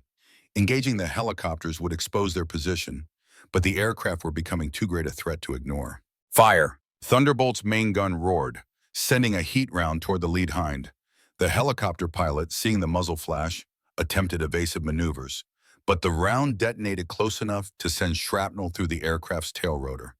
The hind began to spin uncontrollably before crashing into the desert approximately a kilometer from the bridge. The other two hinds immediately broke off their attack runs, gaining altitude and distance to avoid the fate of their companion. They continued to circle at a higher altitude, now wary of the tank's capability to engage aerial targets. "Good shooting, Jackson," Sullivan acknowledged, "but they'll adapt. Expect them to try standoff attacks next." As if to confirm his assessment, one of the remaining hinds launched an anti-tank guided missile from beyond the effective range of the tank's main guns. The missile streaked toward Thunder 2's position, impacting directly on its turret. While the Abrams armor prevented catastrophic damage, the explosion disabled the tank's main gun, rendering it capable of only machine gun defense. "Thunder 2 is hit," came the report over the radio. "Main gun inoperable. No casualties, but were limited to defensive operations only." Sullivan grimaced. They were down to 3 tanks with main gun capability, and the enemy had found a tactic that minimized their risk while maximizing effect. He keyed his radio. "Thunder 2, fall back to the near-side bridge approach. Use terrain features for maximum cover from air attack. Maintain security against infantry approach with your machine guns." As Thunder 2 acknowledged and began to withdraw to a more protected position, Sullivan assessed their deteriorating situation. With one tank effectively out of the main battle and another with limited mobility, their defensive capability was significantly reduced. The Republican Guard, meanwhile, seemed to have an endless supply of forces to throw at the bridge. Sullivan checked his grandfather's watch. 2 hours and 15 minutes until the main force was scheduled to arrive. The question was becoming whether they could hold out that long against an increasingly effective enemy. "Sir," Miller called urgently, "new radio traffic. They're bringing up something big. I'm hearing references to secret weapon and bridge killer." Sullivan frowned. "Any indication of what that might be?" "Negative, sir, but whatever it is, they sound confident it will dislodge us." Sullivan considered the possibilities. The Iraqi military was known to have a wide array of Soviet-supplied equipment, some of it quite formidable. It could be a heavier artillery piece, perhaps a 152mm or larger, or possibly a TOS-1 thermobaric rocket launcher, which could saturate the entire bridge area with devastating fuel-air explosives. Neither prospect was encouraging. "All elements," Sullivan broadcast, "be advised, enemy is bringing up additional heavy weapons. Unknown type, but considered significant threat. Prepare for intense bombardment or specialized attack. Maximize use of terrain for protection." As the tanks adjusted their positions to minimize exposure to this unknown threat, Sullivan directed O'Neill to move Thunderbolt to a position where they could observe the eastern approach while maintaining some protection from aerial attack. From there, they might be able to identify and engage this secret weapon before it could be brought to bear on the bridge. 30 minutes passed in tense anticipation. The Iraqi ground attacks had temporarily ceased, though the Hinds continued their circling pattern, occasionally launching rockets at suspected American positions. Thunder 3 reported increased vehicle movement beyond the eastern ridge, suggesting preparations for the next phase of the assault. "Movement on the ridge," Jackson suddenly reported. "Large vehicle, not a standard tank profile." Sullivan swung his sight to the indicated direction. What he saw made his blood run cold. Cresting the ridge was a massive vehicle with a distinctive, heavily armored chassis and an enormous gun barrel. "That's a 2S7 Pion," Sullivan identified. 203mm self-propelled artillery, heaviest gun in the Soviet arsenal. The 2S7 was a monster of a weapon system, capable of firing a 203mm high-explosive shell over 37 miles. But in direct fire mode at this range, it would be devastating against even the heavily armored Abrams. A single hit could destroy any of their tanks outright or collapse sections of the bridge they were defending. Target that artillery piece, Sullivan ordered immediately. Heat round, center mass. Target acquired, Jackson confirmed. Range 2,300 meters. Fire when ready. Thunderbolt's main gun fired, sending the heat round toward the distant artillery piece. But at that range, against a moving target, accuracy was compromised. The round impacted short, exploding against the ridgeline in front of the advancing 2S7. Reloading, Thompson called as he slammed another heat round into the breech. Fire! The second round flew true, striking the massive vehicle on its side armor. But the 2S7, while less protected than a main battle tank, was still heavily armored. The heat round damaged the vehicle but failed to disable it completely. The 2S7 continued its advance, now aware of the threat and adjusting its course to bring its enormous gun to bear on the American position. Thunder 4, coordinate fire, Sullivan ordered. We need to take that thing out before it gets into firing position. Thunder 4 acknowledged, and both American tanks began firing at the advancing artillery piece. The 2S7 disappeared momentarily behind a fold in the terrain, using the natural features for cover as it continued its approach. When it reappeared, it was in firing position, its massive barrel elevated slightly as it prepared to engage. Sullivan knew they had only seconds before it fired. Jackson, gun to gun. Hit that barrel. Jackson adjusted his aim, targeting the 2S7's gun assembly rather than its hull. Thunderbolt's main gun fired, the round streaking across the battlefield to strike precisely where the barrel met the turret assembly. The impact didn't destroy the weapon, but it visibly damaged the recoil mechanism, potentially affecting its accuracy. It wasn't enough. The 2S7 fired, its 203mm shell creating a shockwave that could be felt even inside Thunderbolt's armored hull. The massive round impacted the bridge approach approximately 30 meters from Thunder 3's position, cratering the earth and showering the American tank with debris. Thunder 3 status, Sullivan demanded. Still operational, came the reply, though the commander's voice sounded shaken. But that was too close. Another round like that on the bridge itself would collapse the span. Sullivan knew he was right. The 2S7 represented an existential threat to their mission.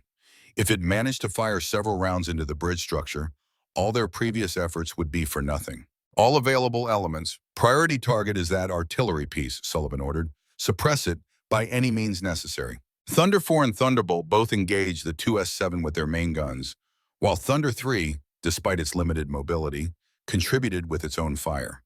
The massive artillery piece was hit multiple times, yet somehow remained operational, a testament to its robust Soviet engineering. The 2S7 fired again, the shell impacting on the bridge structure itself this time. The entire span shuddered with the impact, concrete fragments flying in all directions. Sullivan could see visible damage to one of the support columns. One more hit like that and we lose the bridge, O'Neill said, voicing what they all were thinking. Sullivan made a quick decision. O'Neill, full speed, flank position. We're going to circle around and hit it from the side where its armor is weakest. Sir, that will expose us to the Hinds, Miller warned. We don't have a choice, Sullivan replied. If that gun destroys the bridge, nothing else matters. O'Neill engaged the transmission, and Thunderbolt surged forward, leaving its protected position to circle around the 2S7's flank. The tank accelerated across the open terrain, its tracks kicking up a plume of dust that was immediately spotted by the circling Hinds. One of the helicopters broke formation, descending to engage the exposed American tank. It launched a rocket that streaked past Thunderbolt's turret, missing by mere meters. Maintain course, Sullivan ordered, even as the helicopter prepared for another attack run. Jackson, keep your focus on the artillery piece. As they approached the flank position, Sullivan could see the 2S7 traversing its massive barrel, attempting to track their movement. But the heavy artillery piece wasn't designed for rapid target engagement, giving Thunderbolt a critical advantage in maneuverability. Range 1,000 meters, Jackson reported. Fire as soon as you have a shot at its ammunition storage, Sullivan directed. The Hind made another pass, this time firing its 30mm cannon. Rounds pinged off Thunderbolt's turret, but the Abrams armor held firm. O'Neill maintained course, his hands steady on the controls despite the aerial attack. Shot ready, Jackson called. Firing! Thunderbolt's main gun roared, sending a sabot round directly into the 2S7's side where its ammunition was stored. The effect was catastrophic. The entire vehicle erupted in a massive explosion that sent its turret cartwheeling through the air, secondary detonations continuing as its substantial ammunition supply cooked off. Target destroyed, Jackson confirmed, the satisfaction evident in his voice despite his professional demeanor. But their victory came at a cost. The Hind, seeing Thunderbolt exposed, launched an anti-tank guided missile that struck the American tank's rear deck. The explosion didn't penetrate the armor, but damaged the engine compartment, causing warning lights to flash across O'Neill's control panel. Engine temperature rising, O'Neill reported tensely. Possible coolant system damage. We need to reduce power or risk shutdown. Sullivan weighed their options. With the immediate threat of the 2S-7 eliminated, they could return to a defensive position, but with a damaged engine, Thunderbolt's mobility would be compromised. Get us back to the bridge, Sullivan decided. Minimum necessary power. We'll assess the damage once we're in position. O'Neill nodded, nursing the wounded tank back toward their defensive position. The Hind, perhaps believing it had achieved a kill, broke off its attack to rejoin its companion in the circling pattern above the battlefield. As they approached the bridge, Sullivan could see that the situation had deteriorated during their absence. The 2S-7 shell had caused significant damage to one of the main support columns, with visible cracks extending through the concrete. Thunder 2 was providing covering fire for a group of figures working at the base of the damaged support. Thunder 4's crew attempting emergency repairs with the limited materials they had available. Thunder 4 reports they're attempting to reinforce the damaged column, Miller relayed after checking in with the other tank. Using tank tow cables and metal debris from destroyed Iraqi vehicles. It's makeshift, but they think it might prevent collapse if we take another hit. Sullivan nodded grimly. The ingenuity of American soldiers never ceased to amaze him, even after 25 years of service. Faced with an impossible situation, they found ways to adapt and overcome. Once Thunderbolt was back in position, O'Neill shut down the engine to prevent further damage from the overheating. Without power to the turret drive, they would have to traverse manually, a significant limitation in combat, but better than a catastrophic engine failure that would leave them completely immobile. All elements, status report, Sullivan requested, needing to reassess their overall defensive capability. The reports came in quickly, painting a sobering picture. Thunder 2 was operational but limited to machine gun defense due to its disabled main gun. Thunder 3 had limited mobility but a functional weapon system. Thunder 4 was fully operational, but down to less than 20% of its main gun ammunition.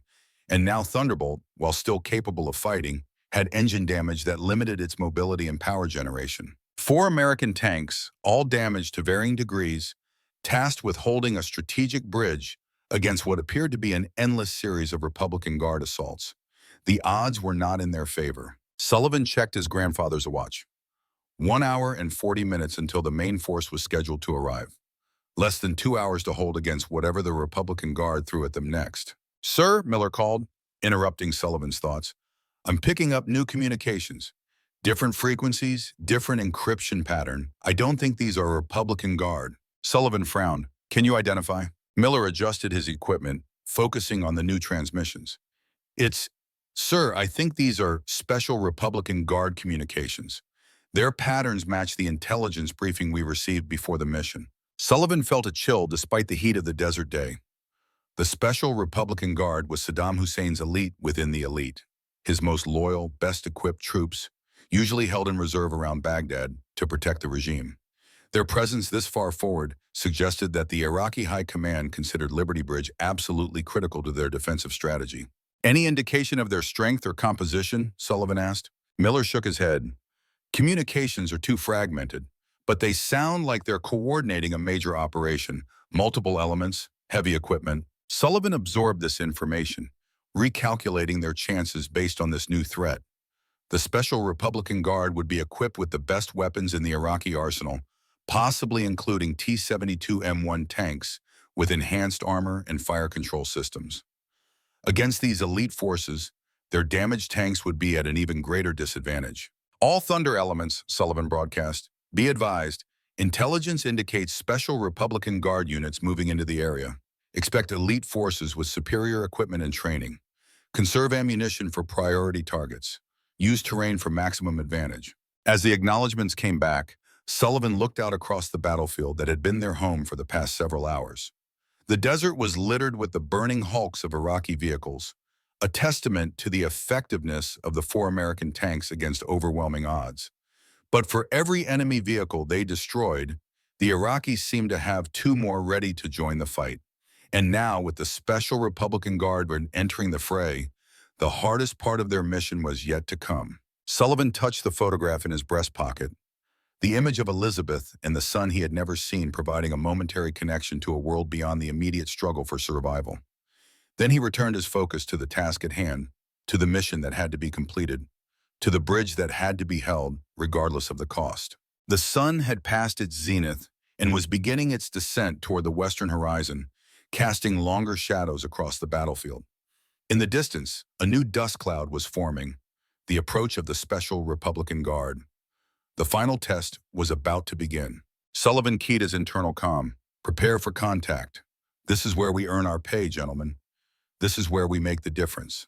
His crew acknowledged with quiet determination, each man checking his station one more time. They had been through hell together already, these men of Thunderbolt. Whatever came next, they would face it with the same professionalism and courage that had brought them this far. The Special Republican Guard was coming.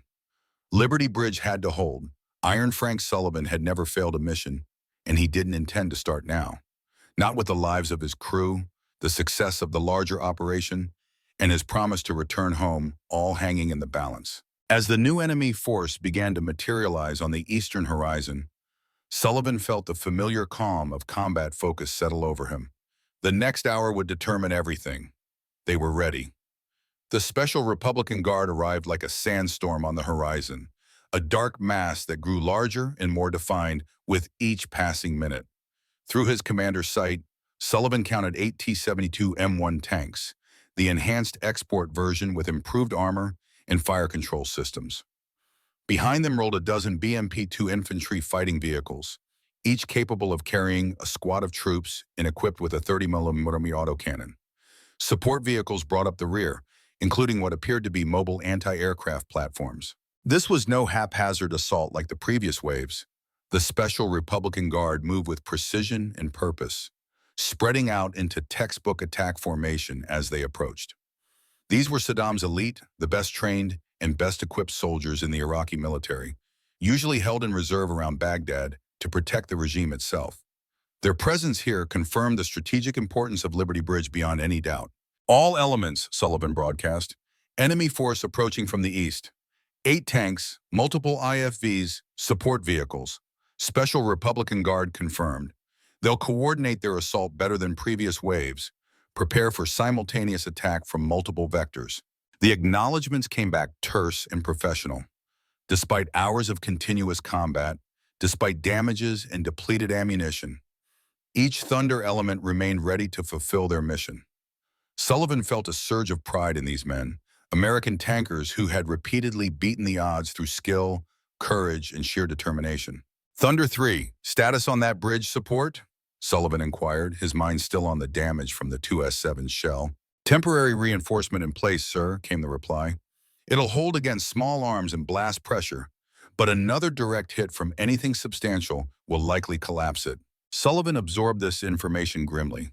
Losing the bridge would mean mission failure, regardless of how many enemy vehicles they destroyed or how valiantly they fought. Everything hinged on preserving that structure until the main American force arrived. He checked his grandfather's watch. 1 hour and 20 minutes remained before their scheduled arrival. Holding out that long against the Special Republican Guard would require more than just courage and determination. It would require cunning. Miller, Sullivan called. Any chance of contacting the main force for air support? Miller adjusted his communications equipment, attempting to boost the signal. I can try, sir, but previous attempts have been blocked by enemy jamming. They seem to have this area locked down electronically. Keep trying, Sullivan ordered. Even a single A-10 run could make all the difference right now. As Miller worked with the radio, Sullivan assessed their remaining combat capability. Thunder 2 was limited to machine gun defense with its main gun disabled. Thunder 3 had restricted mobility but a functional weapon system. Thunder 4 was fully operational but critically low on main gun ammunition. And Thunderbolt itself now had engine damage that limited its mobility and power to the turret systems. Against 8 tanks and their supporting elements, the odds were grim. But Sullivan had faced long odds before and prevailed through superior tactics and the quality of American equipment and training. They would have to make every shot count, use the terrain to maximum advantage, and coordinate their fire to create the impression of greater strength than they actually possessed. All elements, implement Fire Plan Delta, Sullivan ordered. referring to a defensive protocol they had trained for but rarely needed to employ. Staggered fire, maximum use of terrain features, prioritize command vehicles and lead elements. We need to break their coordination. As the Special Republican Guard force came within firing range, Sullivan could see they were splitting into three distinct groups. Three tanks with supporting infantry would approach the bridge directly from the east. Three more with additional infantry would circle to the south, likely aiming to flank Thunder 3's position. The remaining two tanks and several BMPs were maneuvering to the north, where the terrain offered better cover for an approach to the bridge. They're executing a classic three-pronged assault, Sullivan noted. Thunder 3 and 4 focus on the eastern approach. Thunder 2, use your machine guns to suppress the southern infantry. Thunderbolt will engage the northern element. The first shots of this new engagement came from the Iraqi side, the lead T-72 M1 in the eastern group firing while still at extreme range. The round fell short, impacting the ground 50 meters in front of Thunder 4's position, but it signaled the beginning of what promised to be an intense battle. Thunder elements weapons free, Sullivan authorized. Engage at optimum range. Thunder 4 responded immediately, its main gun sending a sabot round toward the lead Iraqi tank. The round struck true, penetrating the T-72's frontal armor and triggering a catastrophic kill as its ammunition cooked off. One down, but seven remained, and the Iraqi force didn't falter. If anything, they increased their pace, the remaining tanks firing as they advanced. Sullivan directed O'Neill to position Thunderbolt where it could engage the northern assault group. Despite its engine damage, the tank remained a formidable weapon platform. Jackson acquired the lead T-72 in his sights as it maneuvered between rock formations. Target locked, Jackson reported. Range 1,600 meters. Fire. Thunderbolt's main gun roared, the recoil rocking the 60-ton vehicle on its suspension. Through his sight, Sullivan watched the round strike the enemy tank just below its turret ring, penetrating the thinner armor there. The T-72 shuddered to a halt, smoke pouring from its hatches as the crew attempted to escape the burning vehicle. But the second tank in the northern group had spotted Thunderbolt's firing position and was already traversing its gun in response. Sullivan ordered O'Neill to reverse their position just as an Iraqi round impacted where they had been seconds before. The battle quickly escalated to a ferocity that surpassed the previous engagements. The Special Republican Guard fought with the discipline and determination that the regular Iraqi army had lacked. Their fire was more accurate, their maneuvers more coordinated, their use of terrain more sophisticated. They were worthy opponents, making this final stand all the more challenging. Thunder 4 reports ammunition critical, Miller relayed after monitoring the battalion net. 3 main gun rounds remaining. Sullivan grimaced. Without Thunder 4's full firepower, their eastern defense would be significantly weakened. Tell them to make each shot count, then switch to machine gun defense only. As the battle raged across all 3 sectors, Sullivan directed Thunderbolt through a series of firing positions, engaging targets of opportunity while minimizing their exposure to return fire. Jackson's marksmanship was exceptional, disabling 2 BMPs and forcing the accompanying infantry to dismount and seek cover. The T-72s were more challenging, requiring precise hits on vulnerable points to achieve a kill. 30 minutes into the engagement, the situation began to deteriorate rapidly.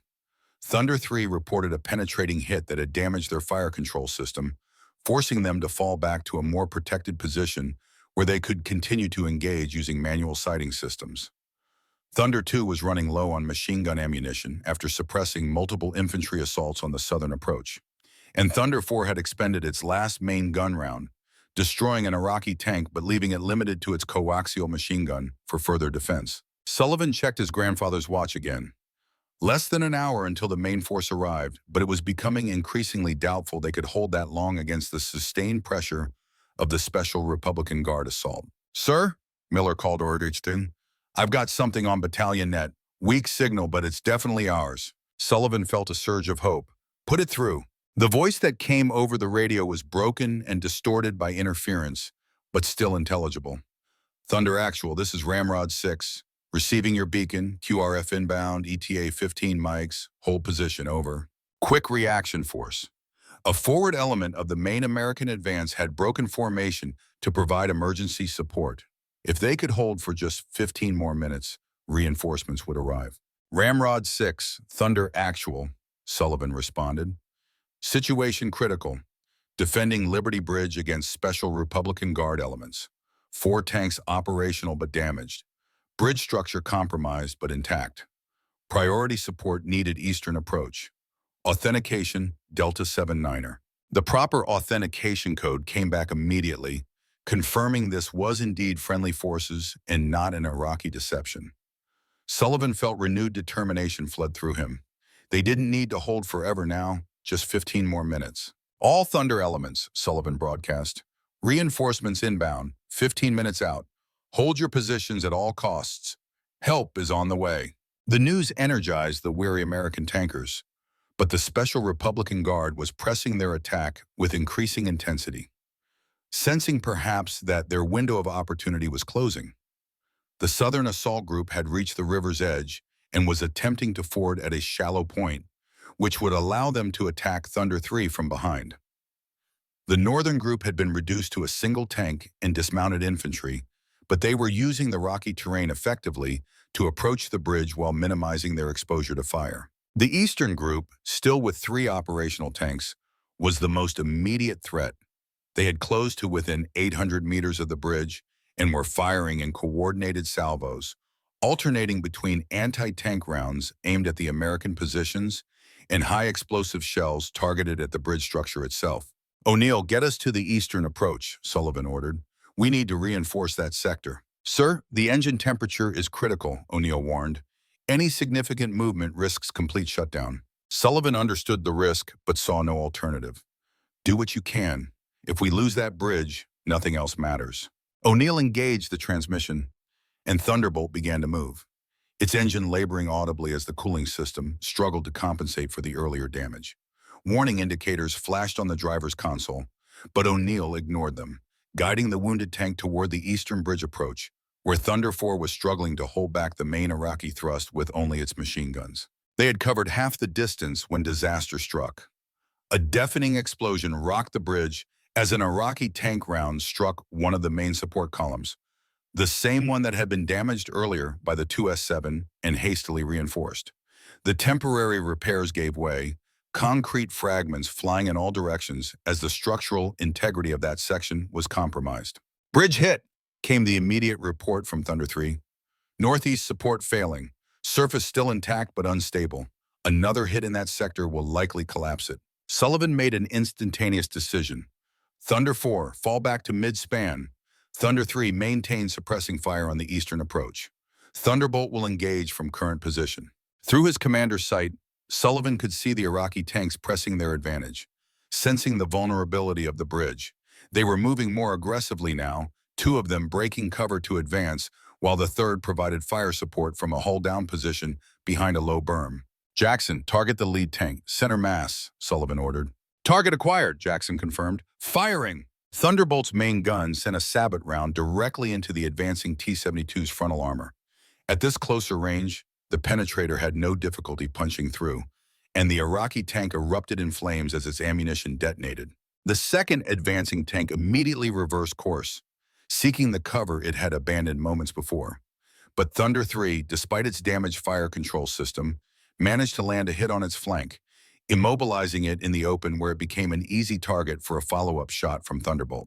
The third tank, seeing its companions destroyed in rapid succession, began to withdraw, using smoke grenades to screen its movement. Sullivan allowed it to retreat, prioritizing the defense of the bridge over the destruction of a single enemy vehicle. "Southern Group crossing the river," Miller reported, relaying information from Thunder 2's position. "BMPs in the lead, infantry following on foot." Sullivan swung his attention to this new threat. The southern Iraqi element had found a fordable section of the river and was crossing in strength. If they reached the near bank, they would be able to assault the bridge from behind, potentially cutting off the American tanks from their eventual reinforcements. "Thunder 2, concentrate fire on those BMPs," Sullivan ordered. "Delay their crossing as long as possible." Thunder 2 acknowledged, and soon the chatter of its machine guns echoed across the battlefield as it engaged the crossing vehicles. Several Iraqi infantrymen fell in the water, but the BMPs continued their advance, their frontal armor sufficient to withstand machine gun fire. "Sir," O'Neill called urgently, "engine temperature beyond critical. We have maybe 5 minutes of operation before catastrophic failure." Sullivan absorbed this information with grim resignation. Thunderbolt was reaching the end of its operational life in this engagement. They needed to make those final minutes count. Get us to an overwatch position for that river crossing, Sullivan decided. We'll use our remaining main gun rounds to stop those BMPs, then go static. O'Neill guided the struggling tank toward a small rise that would give them a clear line of fire to the river crossing. The engine made ominous sounds as it labored against its damage, the temperature gauge now pegged at its maximum reading. But O'Neill's skill kept them moving, coaxing the wounded machine forward through sheer determination and mechanical sympathy. They reached the position just as the lead BMP was emerging from the river onto the near bank. Jackson acquired it immediately, Thunderbolt's gun tracking smoothly despite the faltering engine power.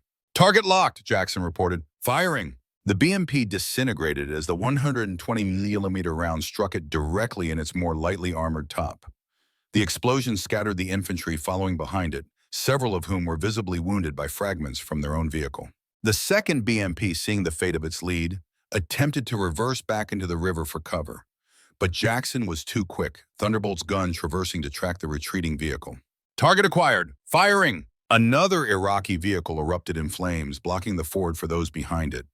The remaining BMPs halted their advance, unwilling to expose themselves to the devastating accuracy of the American tank fire. "Engine shutdown imminent," O'Neill warned, his voice tense as he monitored the failing systems.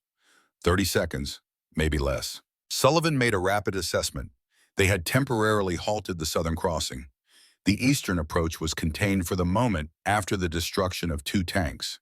The northern element was still a threat, but moving cautiously due to the difficult terrain. They had perhaps bought themselves a few precious minutes. "Shut it down," Sullivan ordered. "Before it fails catastrophically, we'll go to backup power for the electronic systems." O'Neill immediately killed the engine, the sudden silence almost startling after the constant background roar they had lived with for hours. Thunderbolt was now immobile, limited to the charge in its batteries for electronic systems, and with only manual traverse available for its turret. They had become, effectively, a stationary pillbox. "Status on the QRF?" Sullivan asked Miller. "Last transmission estimated 7 minutes out," Miller replied. "But that was 3 minutes ago. They should be approaching from the west any time now." Sullivan allowed himself a moment of hope. If they could hold just a few minutes longer, reinforcements would arrive, tipping the balance decisively in their favor. But those would be the longest, most challenging minutes of their entire engagement. "All elements, status report," Sullivan requested. The reports came back quickly, painting a sobering picture. Thunder 2 was nearly out of ammunition for its machine guns, having expended most of it suppressing the southern crossing. Thunder 3 was operational but severely limited by its damaged fire control system. Thunder 4 had exhausted its main gun ammunition and was running low on machine gun rounds as well. And now Thunderbolt was immobilized, limited to whatever power remained in its batteries. 4 American tanks, all critically damaged or depleted, against what remained of the Special Republican Guard force. It would come down to the wire. "Thunder elements, conserve ammunition," Sullivan ordered. "Fire only when you have a clear, high-probability target. We need to hold for just a few more minutes." The Iraqi forces, perhaps sensing the Americans' vulnerability, began to press their attack with renewed vigor. The tank that had withdrawn from the eastern approach returned, accompanied by infantry with RPG anti-tank weapons. The northern element had reached the edge of the bridge approach and was deploying into firing positions.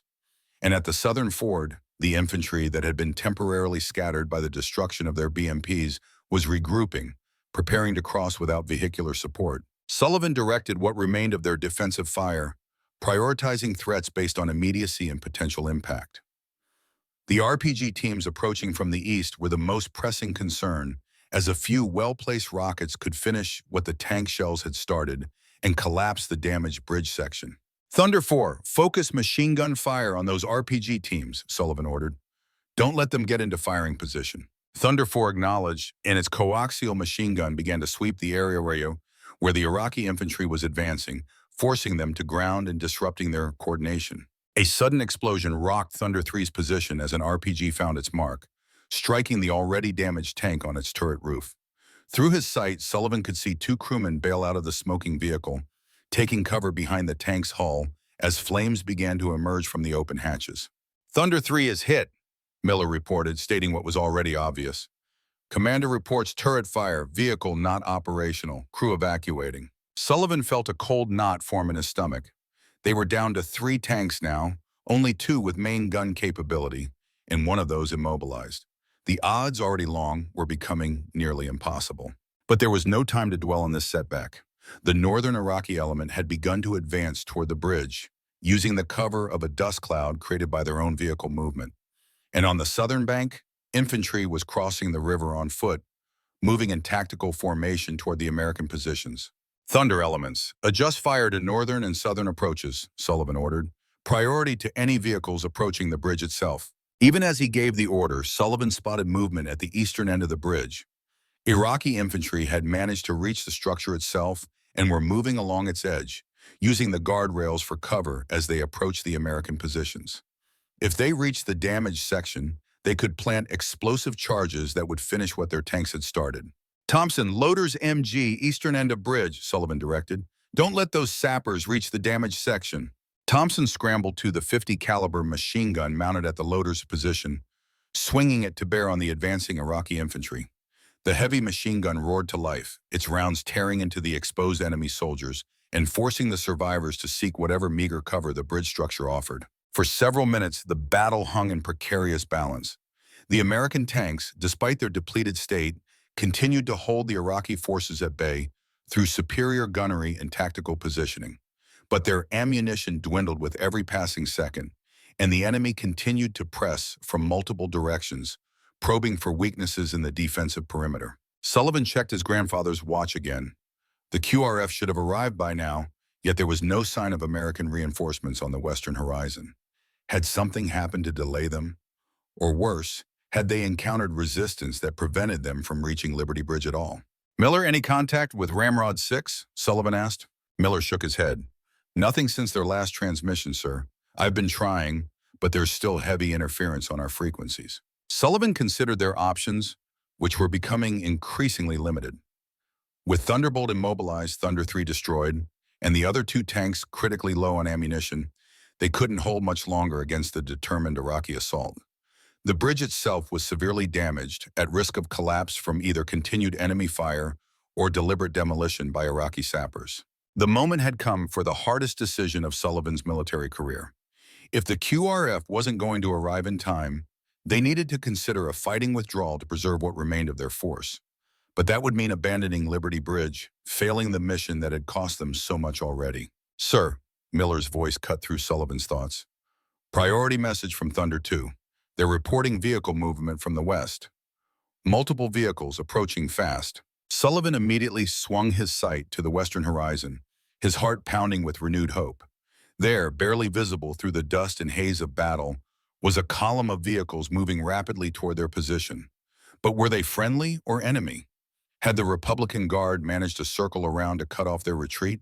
Can you identify? Sullivan asked tensely. Miller adjusted his equipment, trying to boost the signal strength of the approaching force. No radio contact yet.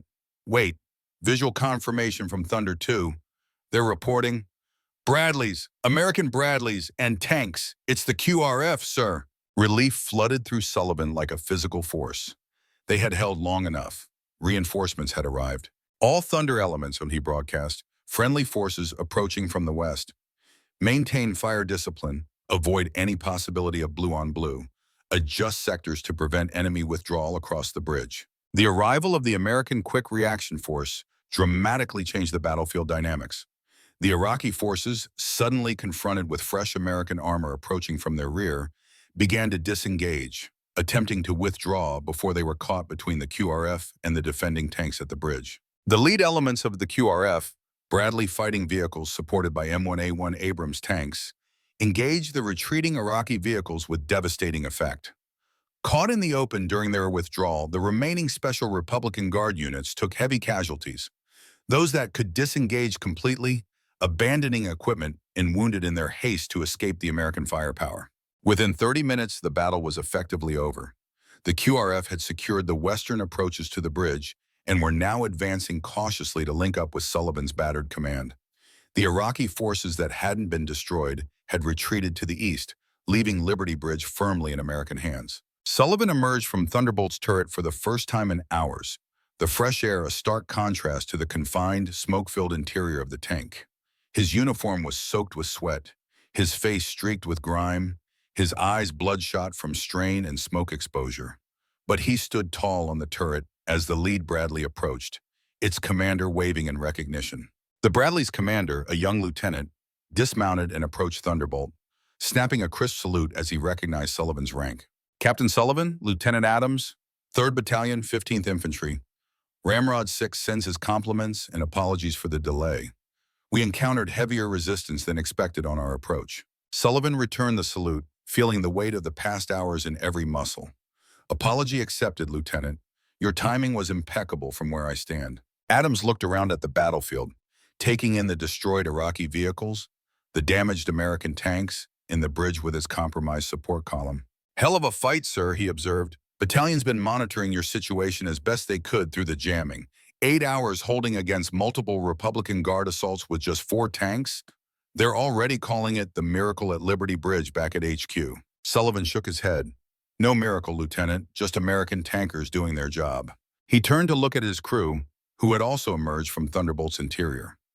O'Neill leaned against the hull, his experienced tanker's face showing the strain of hours at the controls of a damaged vehicle. Jackson stood quietly beside him, his gunner's eyes still scanning the horizon out of professional habit. Thompson sat on the turret, exhaustion evident in every line of his body. And Miller had climbed down to check on the wounded crewman from Thunder 3, his medical training taking precedence now that the immediate threat had passed. "These men held the bridge," Sullivan told Adams. "I just gave the orders." The lieutenant nodded respectfully. "Well, the main force is about 40 minutes behind us. They're bringing up engineers to assess the bridge damage and make emergency repairs. Medical evacuation is en route for your wounded, and Ramrod 6 is eager to debrief you personally once you're relieved." Sullivan acknowledged this information with a nod, then turned back to survey the bridge they had fought so hard to defend. Despite the damage, it remained standing, a concrete lifeline that would enable the American advance toward Baghdad. The mission had been accomplished, though at significant cost. "Sir," Miller approached, having completed his check of the wounded. "Thunder 3's gunner has a moderate shrapnel wound, but he'll be fine. Their loader suffered burns, more serious, but stable for now. Everyone else has cuts, bruises, and smoke inhalation, but nothing life-threatening." Sullivan nodded, grateful that the human cost hadn't been higher. "Make sure they're first on the medevac when it arrives." As the QRF secured the area and established a defensive perimeter, Sullivan took a moment to walk to the edge of the bridge, looking out over the river and the battlefield beyond. The desert was scarred with the signs of combat: impact craters, burning vehicles, discarded equipment, evidence of the desperate hours they had just survived. He reached into his breast pocket and withdrew the photograph of Elizabeth and his newborn son. The image was creased and sweat-stained now, but still clear enough to make out their faces. 8 hours ago, he had questioned whether he would live to see them in person. Now, that possibility was real again. O'Neill approached, standing silently beside his commander for a moment before speaking. "We did it, sir," he said simply. "We held the bridge." Sullivan nodded. "That we did, Sergeant, though there were moments I wasn't sure we would." "Never doubted it, sir," O'Neill replied. "Not with you in command." Sullivan smiled slightly. "Now who's telling war stories, O'Neill?" The sergeant shrugged. "It's not a story if it's true, Captain." They stood in companionable silence, watching as the American force continued to grow around them, more vehicles arriving every minute as the QRF expanded its security perimeter. The bridge was secure, the mission was complete. They had prevailed against overwhelming odds through skill, courage, and sheer determination. Sullivan checked his grandfather's watch one final time, noting the position of its hands with a sense of completion.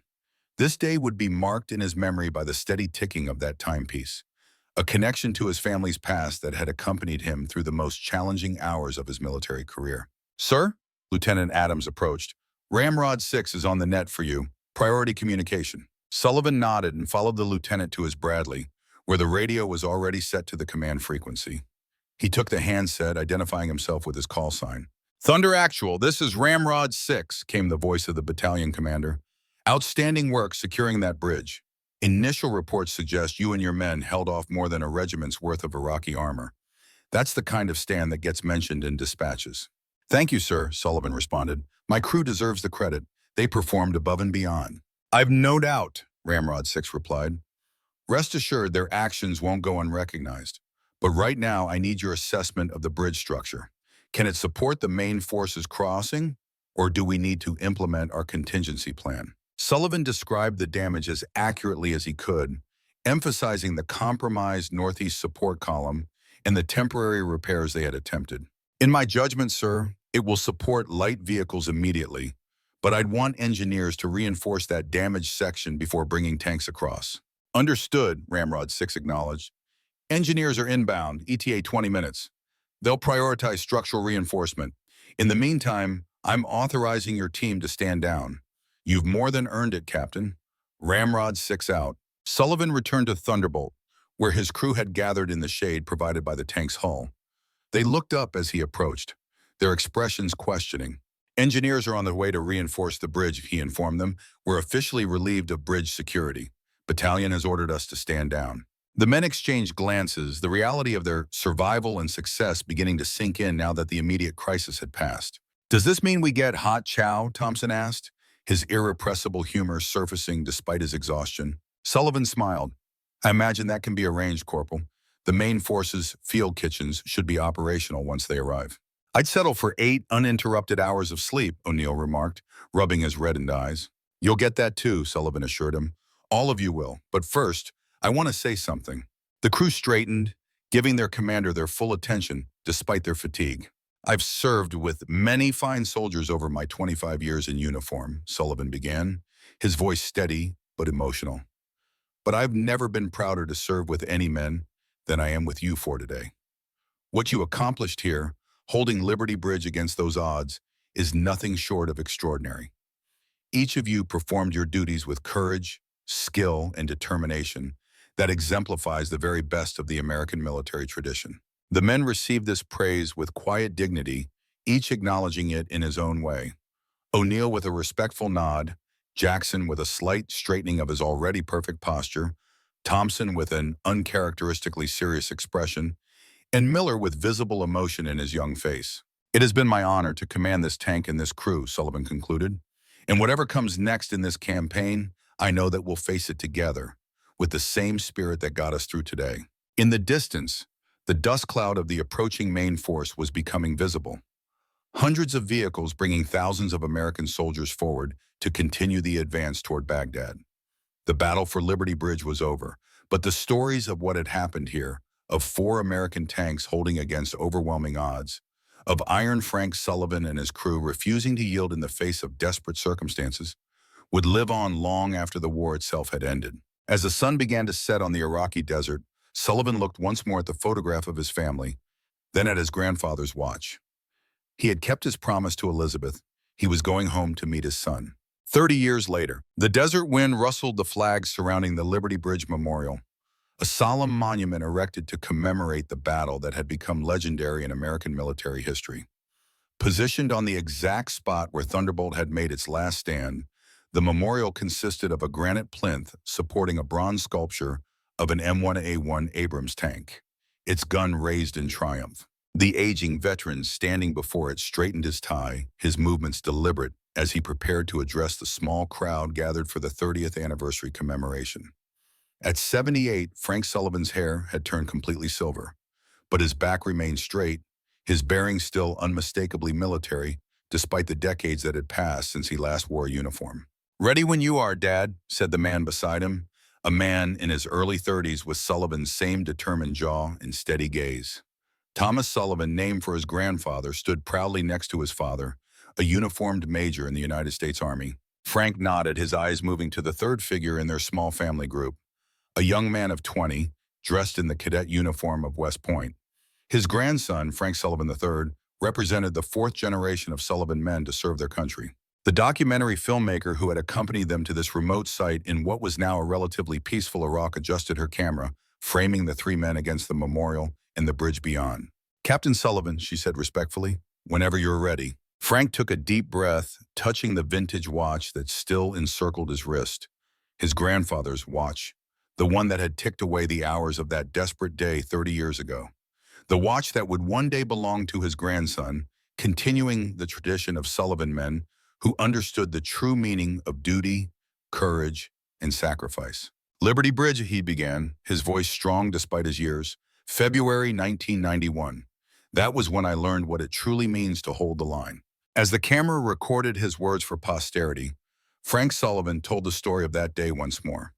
The day when 4 American tanks had held a vital bridge against overwhelming odds. The day when ordinary men had accomplished extraordinary things through courage, skill, and an absolute refusal to accept defeat. It wasn't just a war story, though it had all the elements that made such tales compelling. It was a testament to the human capacity for courage under fire, for brotherhood forged in the crucible of combat, for the kind of leadership that inspires men to surpass their own limitations when everything is on the line. And as he spoke, Frank could almost hear the rumble of Thunderbolt's engine, the sharp reports of its main gun, the voices of his crew as they fought to hold Liberty Bridge against the might of the Republican Guard. Those sounds would always be with him, as would the faces of the men who had shared that day of fire and steel. Iron Frank Sullivan had never failed a mission, and in the most important mission of all, passing on the values of courage, integrity, and service to the generations that followed, he had succeeded beyond measure. The legacy of Liberty Bridge lived on, not just in bronze and granite, but in flesh and blood, in the Sullivan men who stood beside him, ready to answer their country's call, just as he had done when his moment came. That's the real story of Liberty Bridge, Frank concluded, his eyes moving from his son to his grandson. Not just what we did that day, but what it represents. The things worth fighting for, the promises worth keeping, and the bridges, both literal and figurative, that connect us to what matters most. The camera continued to record as 3 generations of Sullivan men stood in silent tribute before the memorial, the desert wind whispering around them like the voices of the past, reminding them of the price of freedom and the value of a promise kept.